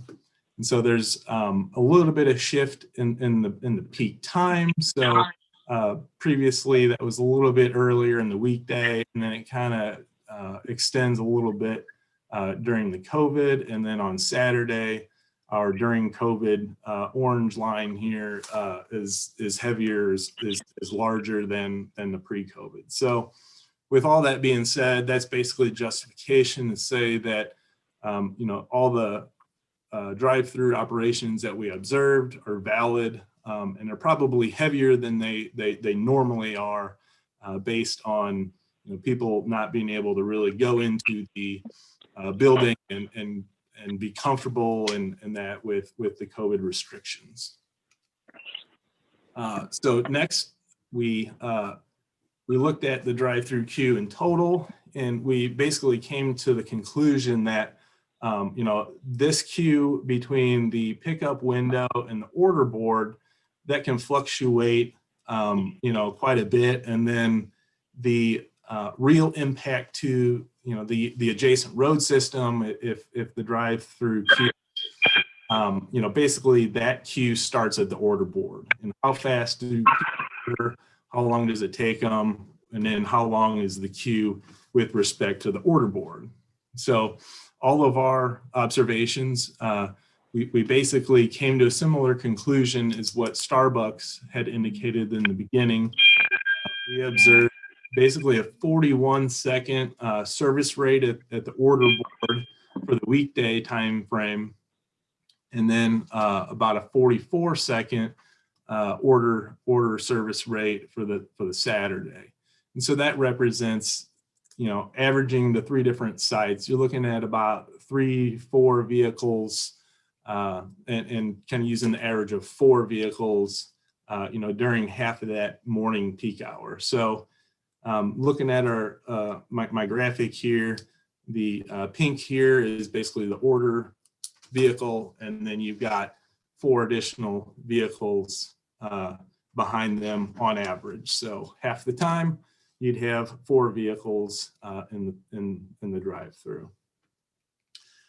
With that being said, we also did observe the maximum queue on the site, and those range from 7 to 8 at the sites we looked at. And again, we're looking at time frames that are a little bit heavier than the drive-through than pre-COVID. So 7 to 8 vehicles was that number. And so if we look at basically our 4 average and then adding in to 8, we got 1 up here on the north side. And so the ability for the, based on the traffic and the restriction at our access along Kirkwood, it's really reasonable that somebody coming from the north is going to come from the left at the light, make a right into the site, and come over here and stack. So 1 vehicle stacking from the Monroe side is really reasonable in our opinion. And then next, we looked at the site and we said, well, how many cars would it take to negatively impact the adjacent roads?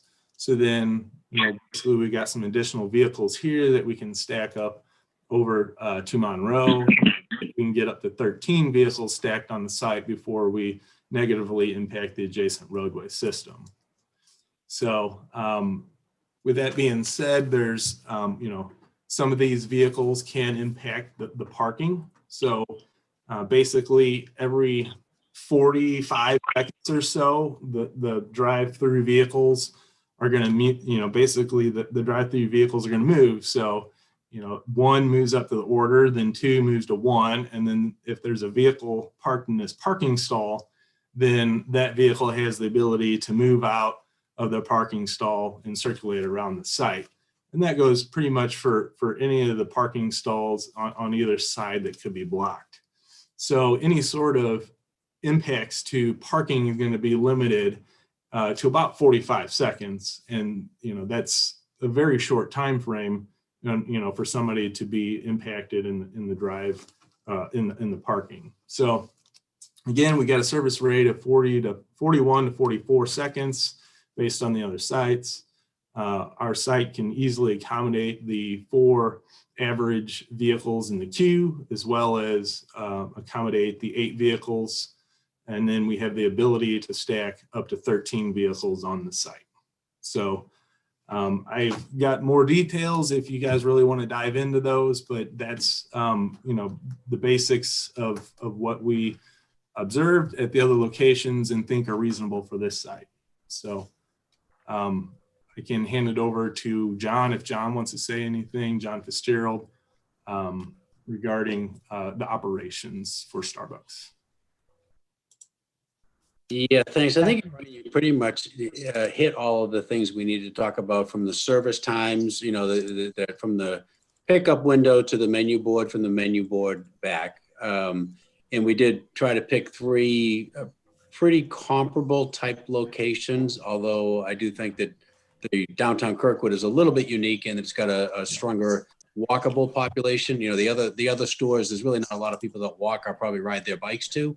But this is one that they will. So this is actually a larger site than specifically Brentwood and White. This has more parking, a lot more parking. It's laid out kind of similarly in the right in, basically right in, right out. Although Brentwood has a right in, right out because they put medians down the road. So no, I think you covered all of that. You folks know that, we've been in Kirkwood for 22 and a half years now. We're just looking to upgrade our facility. We have a 1,300 square foot cafe store almost across the street, just a little bit south. We've been happy there. We've been, like I said, there for 22 and a half years. We're just looking to do something better and to better service all of the consumers and customers in Kirkwood. And adding the drive-through certainly adds a different element to help that out. But we hope to keep all of our existing customers and then pick up some new ones with that drive-through. Thank you, John. Brian, could I ask you to take down your screen, please? Yeah, I'm trying to. John, do you know how I don't see a button where I can release my screen share? At the top, if you hover at the top, there should be a menu at the top that'll say stop screen share. If not, Freddie, are you able to stop his share?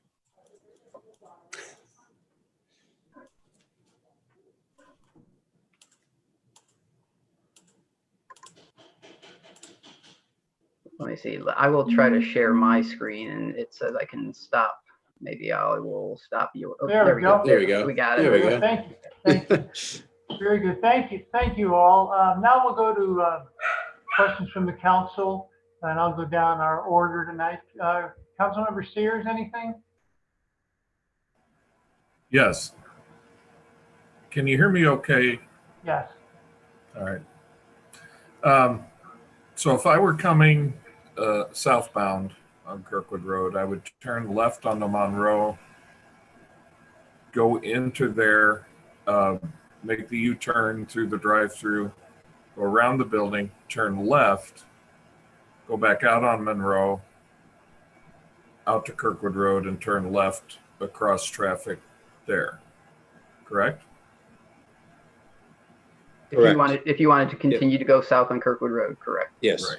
Okay. So I just want to understand that. And when I go drive through, I won't go south on Kirkwood Road.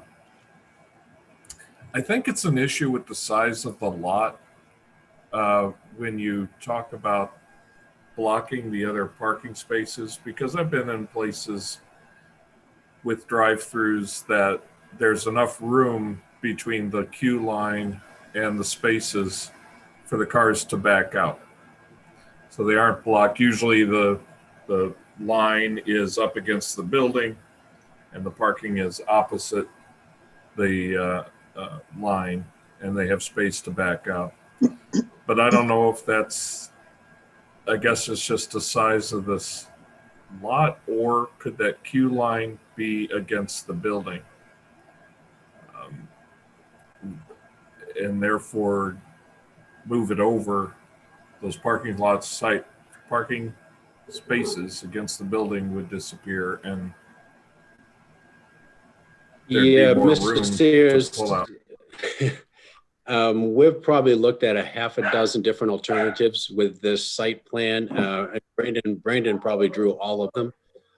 We looked at, turning the building, flipping the building, putting parks not against the building, but doing what you say, just having, no parking against the building and maybe widen it out a little bit. But then we would fall short on the parking, the necessary parking with the city. And we want to try to maximize parking for the people that want to come in and sit down, again, post-COVID world, that actually do want to come in and sit down and enjoy the inside of the building versus just the drive-through or the MOP. So, maybe Brandon could expand on that, but he looked at, I'd say, at least a half a dozen different options. And after weighing the pluses and minuses with all of them, we felt that this was the best serviceable one that we could get. And you also got to take into consideration there is an elevation change there. It's Brandon, it's a 6 or 8 foot from the front of the property to the back. So there's a retaining wall that has to go in there. So there's some different site components that kind of drove this site plan also.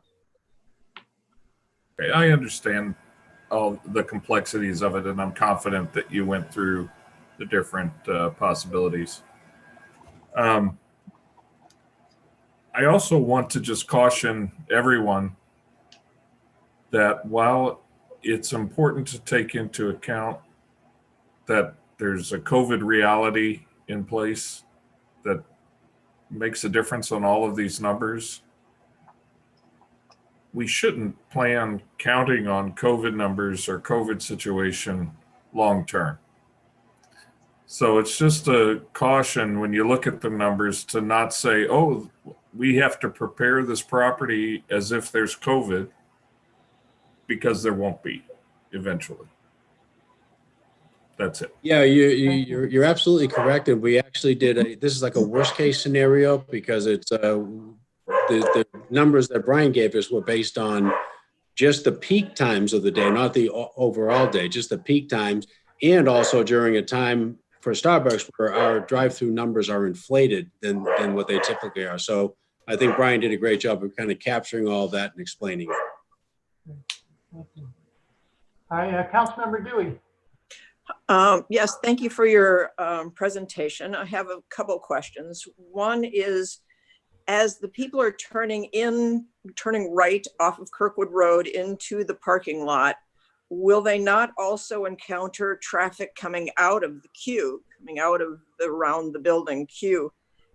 And there are 2 places there. There are actually grates there, so you can kind of see the 2 places. The one at the beginning of the queue and the one at the going into the queue, and then the one at the ending there, that I think could be problematic as well, with people coming in, people going out, people probably turning left because they're going to want to get out onto Monroe so they can go left, south on Kirkwood Road as well. So then they're going to be part of the queue again, going in front of the parking spots. So I'm wondering what can be done about that.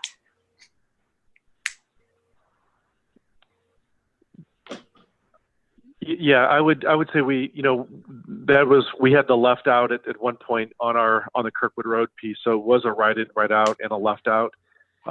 By restricting that to a right in, right out, if that queue during peak times is such, that car that's coming out of the drive-through queue would make the right and then come out and go northbound on Kirkwood Road to not get in that re-queuing lane, because you are going to have cars potentially coming out of parking spaces and going back out westerly also that are in the parking field.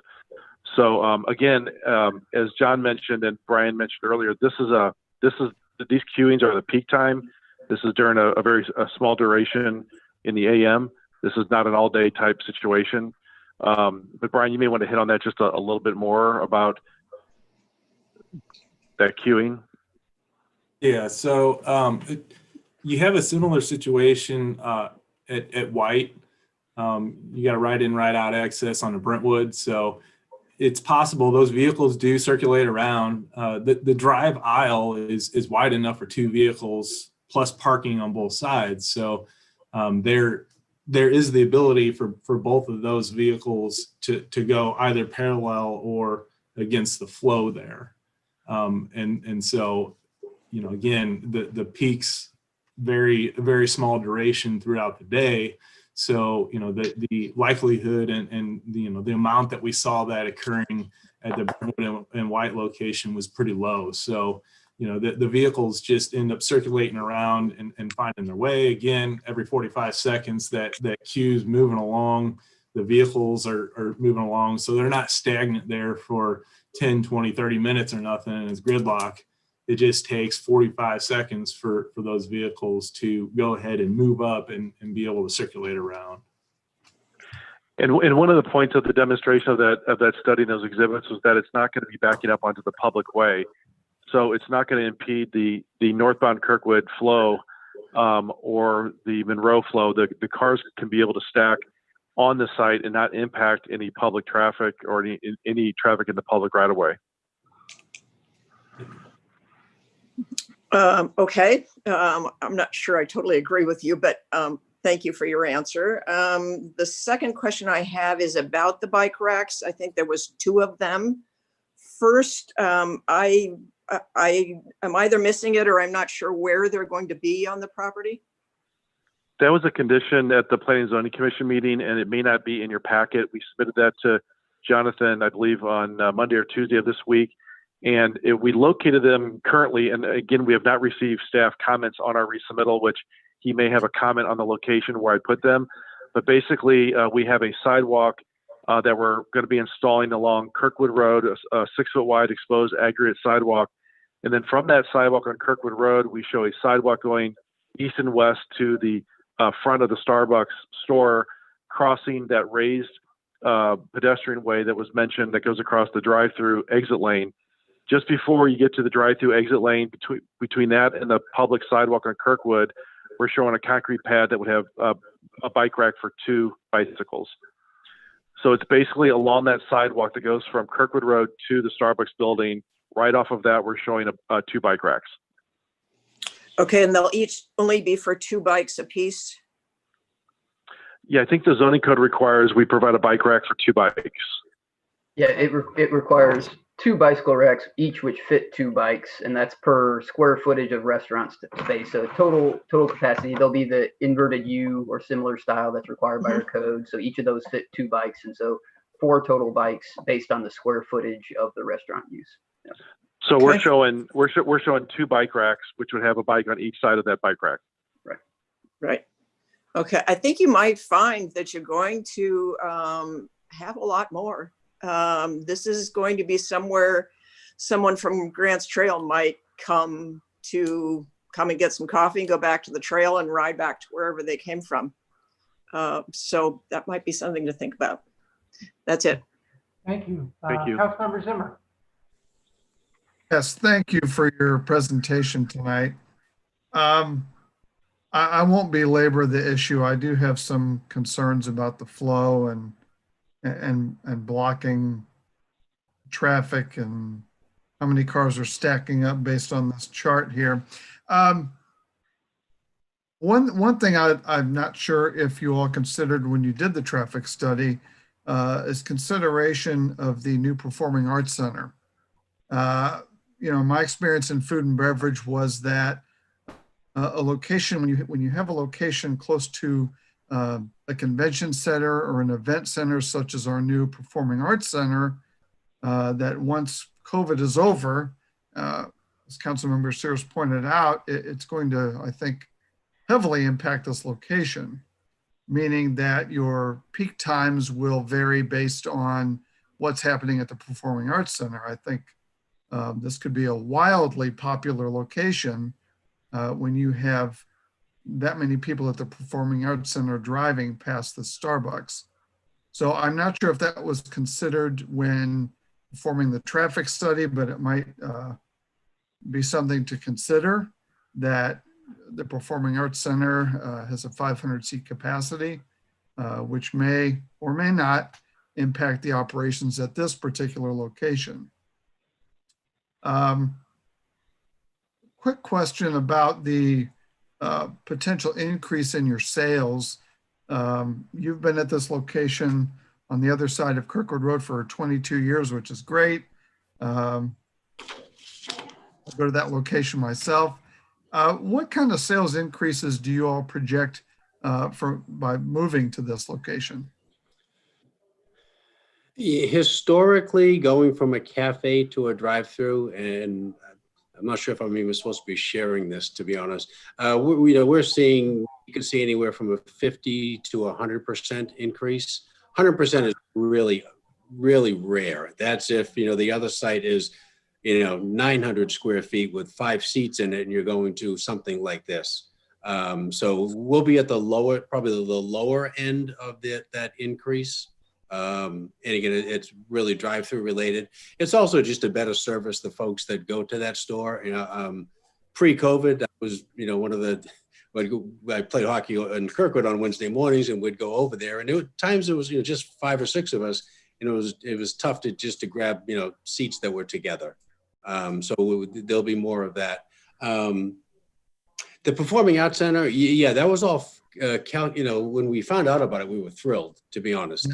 As an additional generator. And the good part is for us, it's not during our peak. I don't think people go to the Performing Arts Center at 6:30 in the morning, 7 o'clock in the morning for anything. So it's a nice add-on to our probably late afternoon, early evening business, which is way, way off peak for us. So it supplements what's there. It's not going to impact the roadway. I don't think from a Starbucks perspective. It shouldn't have any impact on, the roadway for us. So it's a nice add. It's a, nice facility over there. And at the corner right on the corner of Kirkwood and Monroe, I think Jonathan mentioned that there's going to be some type of display there for the Performing Arts Center. So we're going to kind of let them either have an easement or do something that they can place something there. And then there'll be probably a pretty muted Starbucks type sign. We're not putting, a 50-foot high pylon, like off a highway thing. It'll be sure. Building itself will be the sign. This is a building that you're not going to see anywhere else in the U.S. So this will be a Kirkwood only design. Okay. Great. Thank you very much. That's all I have. I did want to kind of put some other information in there as well. We did talk to staff about the Performing Arts Center, and we agreed that it was an offset time from peak time than the proposed Starbucks. So typically you're looking at 3 o'clock or later, during the weekday, and that's kind of during their evening slow time, if you will. They've got their peak in the morning time in between, 6 and noon ish with the peak being on the early side of that. So that was a consideration within the traffic study. And I did want to kind of go on, the other bike and ped issue there too. We didn't have another comparable site in a downtown area to look at with our queuing either. So this is a really unique situation where, we do have a big synergy in downtown Kirkwood that draws a lot of those pedestrian and bikes that will take away from those vehicle queues. So those other locations, are on high volume roads that are suburban and, that type of thing where it's very heavily car oriented. So I think that we're going to see a lot less of the queuing than we even observed at those other locations. So I just wanted to add that in as well. Thank you. All right, Councilmember Ward. Hopefully I can get through this without locking up. I'm having a lot of freezing going on. A question for Brian, I guess, on the pedestrian, unless for conversation's sake, let's include bicyclists and the pedestrian traffic. What is your ratio of auto to pedestrian traffic in a circumstance similar to this one? So we basically took the conservative approach and assumed that all the traffic is in the vehicle sense to evaluate the the traffic impacts related to that. However, we do have pedestrians crossing at the signals within our evaluations. But I mean, I don't know what sort of percentage of pedestrian and bike traffic volumes. John, do you have an estimated ratio? Or, I mean, I could see, you know, down in this area, you're probably 15%, you know, of the traffic could be, you know, during those peak times, be pedestrians or bikes.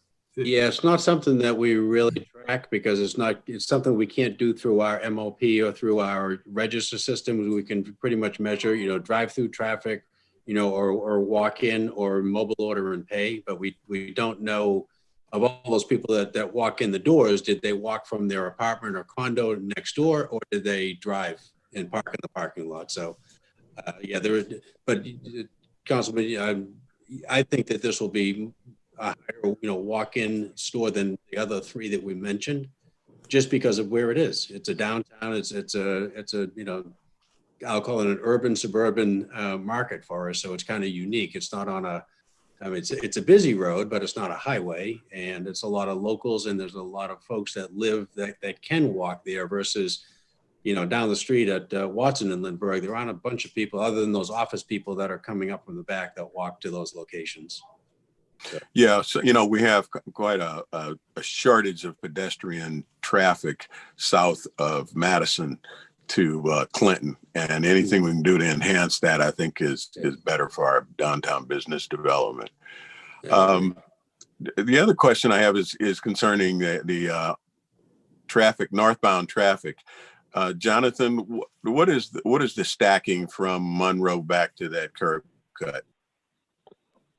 From the proposed curb cut from the I'm sorry, signal. from Monroe back to the curb. I'd have to, let me see if I can pull the plan, or Brian might have that number offhand. Yeah. What dimension are you need? I didn't follow that. From the signal south to the proposed drive on Kirkwood Road. Distance from the stop bar to the right and right out. Okay, so from the stop bar to the center of the right and right out, it's about 95 feet. So what do we figure? From the 15 foot on a car? Roughly 5 cars with space. 5 cars. 5 to 6. Yeah, my concern is that's going to get, especially in the morning, AM northbound traffic, that's going to get stacked up, which is going to push the whole queue back into the lot. Now, these things certainly tend to be self-healing. You know, it's kind of like the southbound traffic. I think if I were a gambling man, I would imagine over time, most folks that are southbound are going to come out and go over to Taylor and go north to either Clinton or to Woodbine to catch a light to continue to go south on Kirkwood Road. But you wouldn't have that option if you're in the queue and attempting to go northbound on Kirkwood Road. Yeah, so the signal cycles. So at times you're going to have a queue, but the way the signal system set up in downtown Kirkwood is there's a preference for the north-south traffic during those peak hours, and you know there's enough time on the side streets to serve those vehicles when they're there. So your guys' new signal system has added detection into all the signals, so now it can better detect when the vehicles are on Monroe and not have a whole bunch of wasted, basically, you know, time when the signal's green for the east-west vehicle on Monroe when they're not there. So the new signal system helps basically efficiency and be able to keep traffic flowing northbound, southbound. So those queues will happen when the northbound gets the red light, and then they'll quickly dissipate when they get a green light. So, you know, we see this all over the time. All corner lots have the same issue, unfortunately. So, you know, it's one of those things where our access is pushed as far away from the signal as we can. And, you know, those queues are going to happen from the signal, you know, whether this is there or something else or nothing's there. So, you know, we're just trying to utilize the site the best we can. All right. Thank you. Councilmember Wertz. And nope, everything I had has been asked, so thank you. Thank you. Councilmember Gibbons. I'd like to ask Brandon if you talked with any of the property owners around there for access to use for your queuing. One of the things that I think Kirkwood should really start looking at is connectivity between all these parking lots. I used to work up in Creve Coeur, and everything is connected there. You never even have to get on Olive Street Road. Did you have any conversations, and was that considered? Yeah, this site has about 10 feet of vertical relief in topography from the Kirkwood Road entrance to the entrance onto Monroe. So on the south side of this property line, all the way down is a retaining wall. And then also on the the east side of our property, there's also a retaining wall going down the majority of the property. So we are not at a level where we are flush or at an equal elevation with those adjoining parking lots to have a vehicular connection based on the topography. It may not look like it when you drive by the site, but when you look at the survey data, there's 10 feet of fall across that site, which is one of the things that John had mentioned earlier, how this site is so tricky on how the site can even be laid out. But on our plan, we do have a retaining wall on the south property line, the east property line, and the north side of the north drive-through. So and the east side of the drive-through.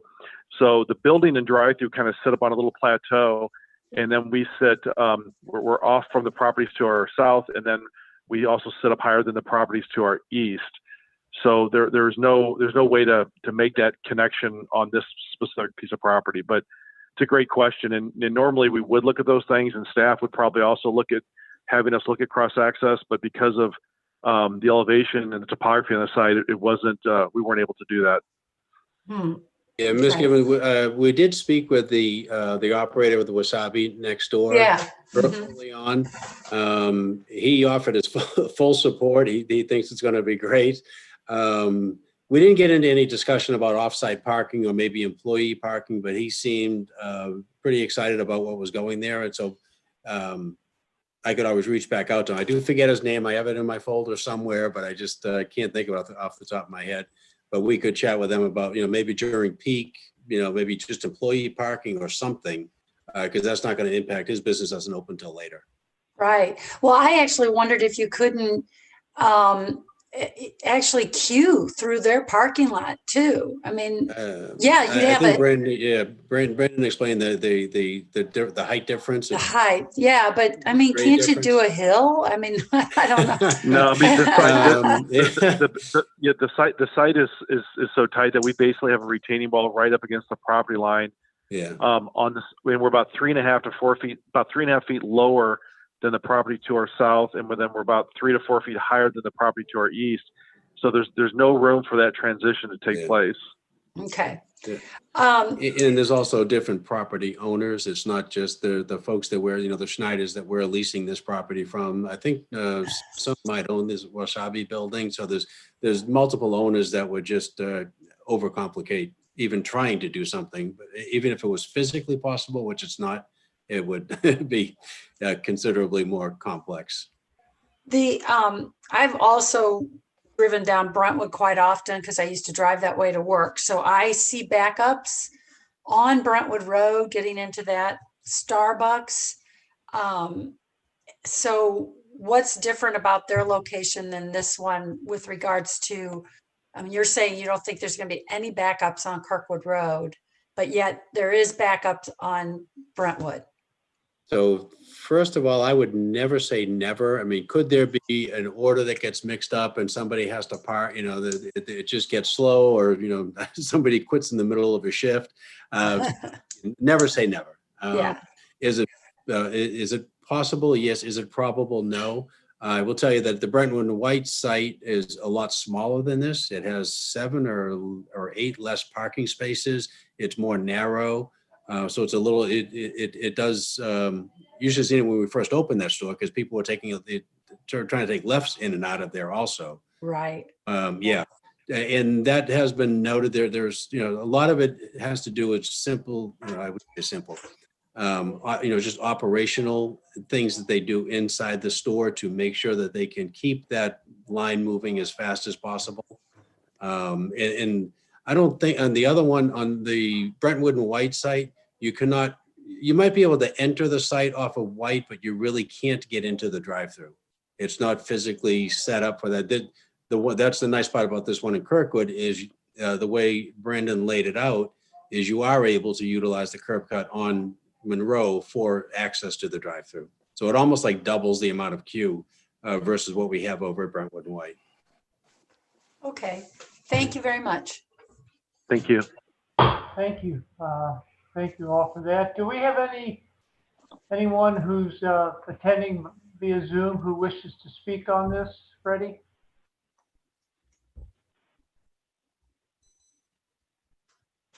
I don't see any hands raised at the moment. All right, thank you very much. Do we have any final council questions or comments before we conclude the public hearing? All right, seeing none, this public hearing is closed. We thank you all for your presentation, answering questions and comments.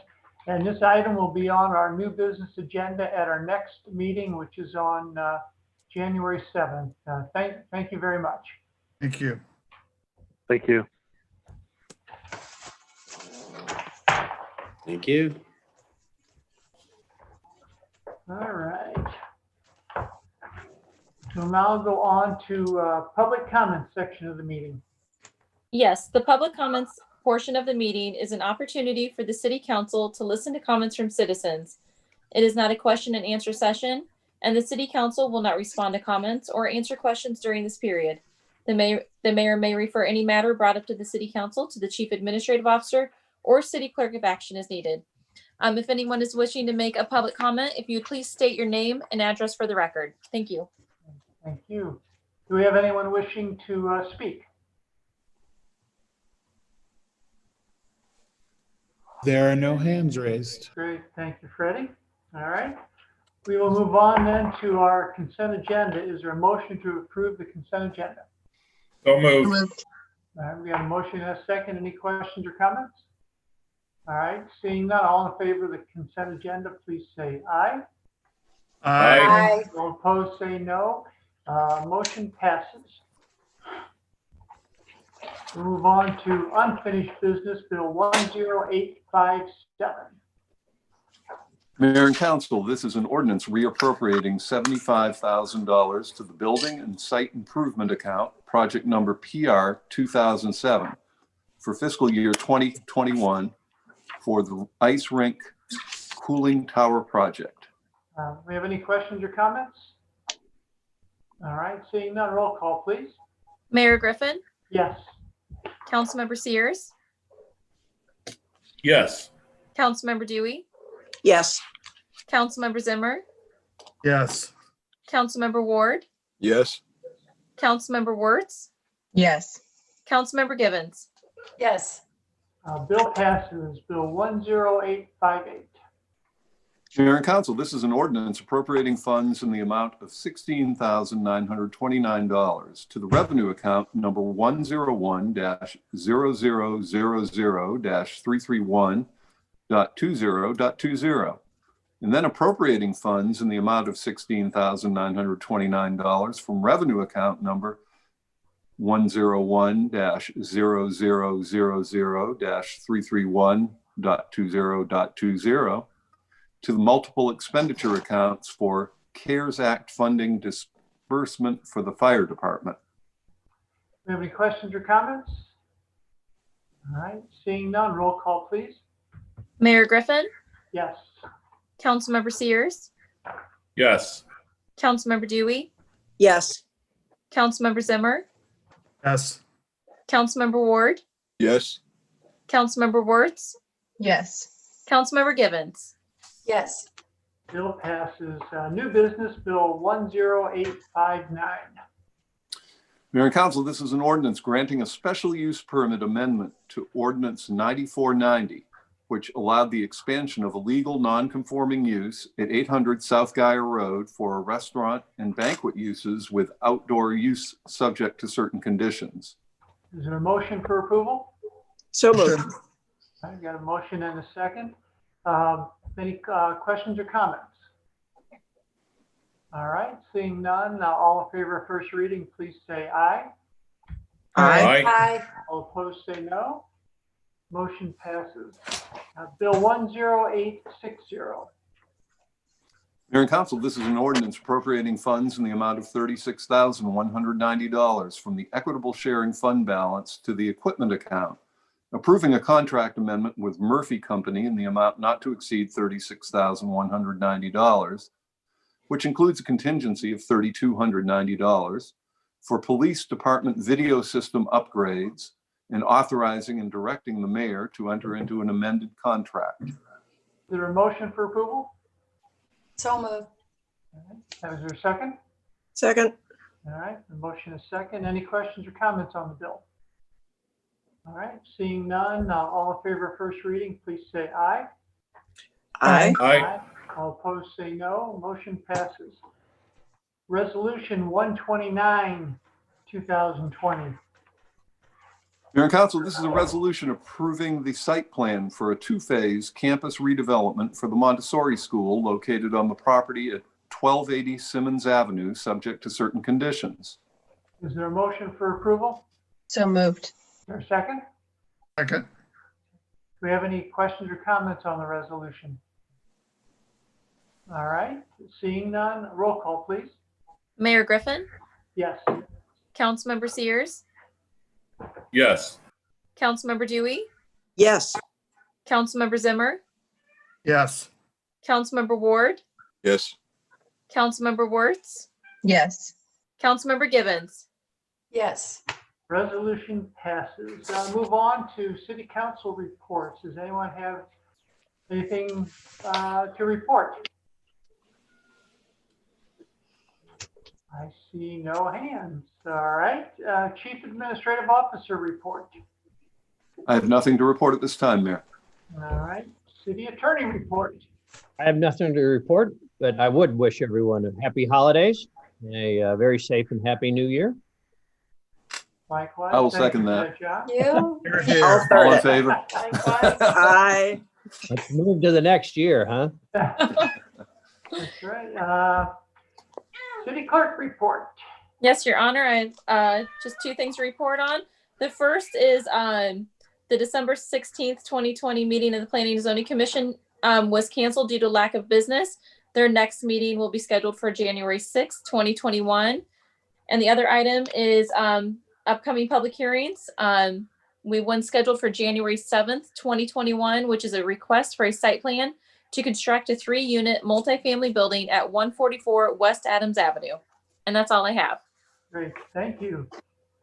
Well, with this, our final meeting of 2020 comes to an end. I think all will be glad for 2021 to roll over and hopefully a better year for everyone. But at the same time, I think all of us can probably say there's many in our area, region, country, and world who have it a lot worse than we do. I think we all, I'll speak for myself, every day need to hit myself on the back of the head to remind me how lucky I am, and just hope that everyone has a good year in 2021.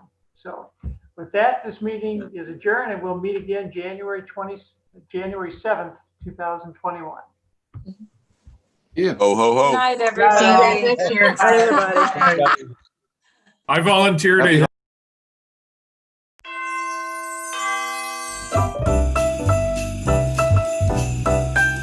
Looks incredible, very festive. Makes me want to spend the night here. It's magical. And we see those lights coming on, we know it's our time to shine. It's our time to show the community, here, we're here for you.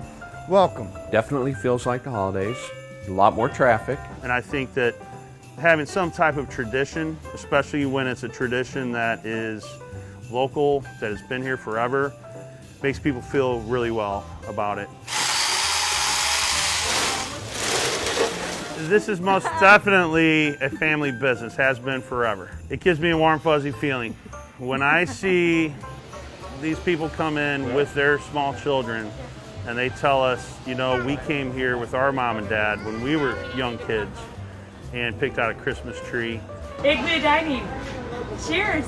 It has been incredibly received by the community. We started thinking about winter. We started thinking, hey, I only have 5 tables potentially that are going to be semi-enclosed with the heat and things of that nature, and I will not make it through the winter on 5 tables. So we started getting creative. My wife sent me an email and said, hey, what about these? I love Club Taco and I love the idea of a sense of normalcy. And it's a tradition that we've done for ever since we've been here, over 30 years now. And so a lot of times people, if they don't have a Durban bow under their tree, they're disappointed. Well, I made it up all those years ago because I needed bows. I didn't know what to do, so I made it up. Ta-da!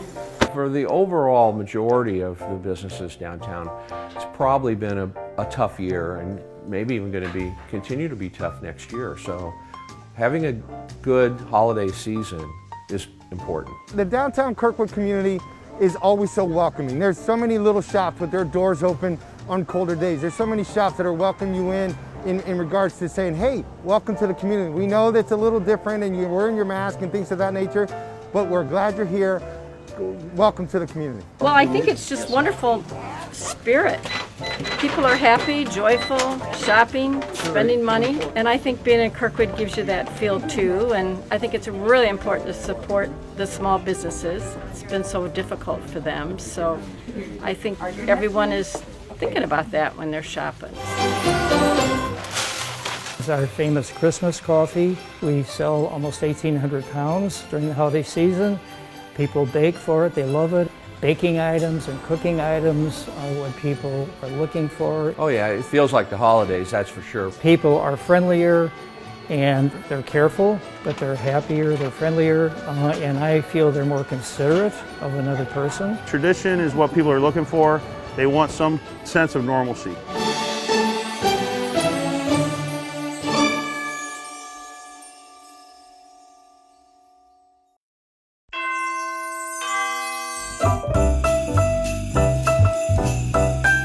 Looks incredible, very festive, makes me want to spend the night here. It's magical. And we see those lights coming on, we know it's our time to shine.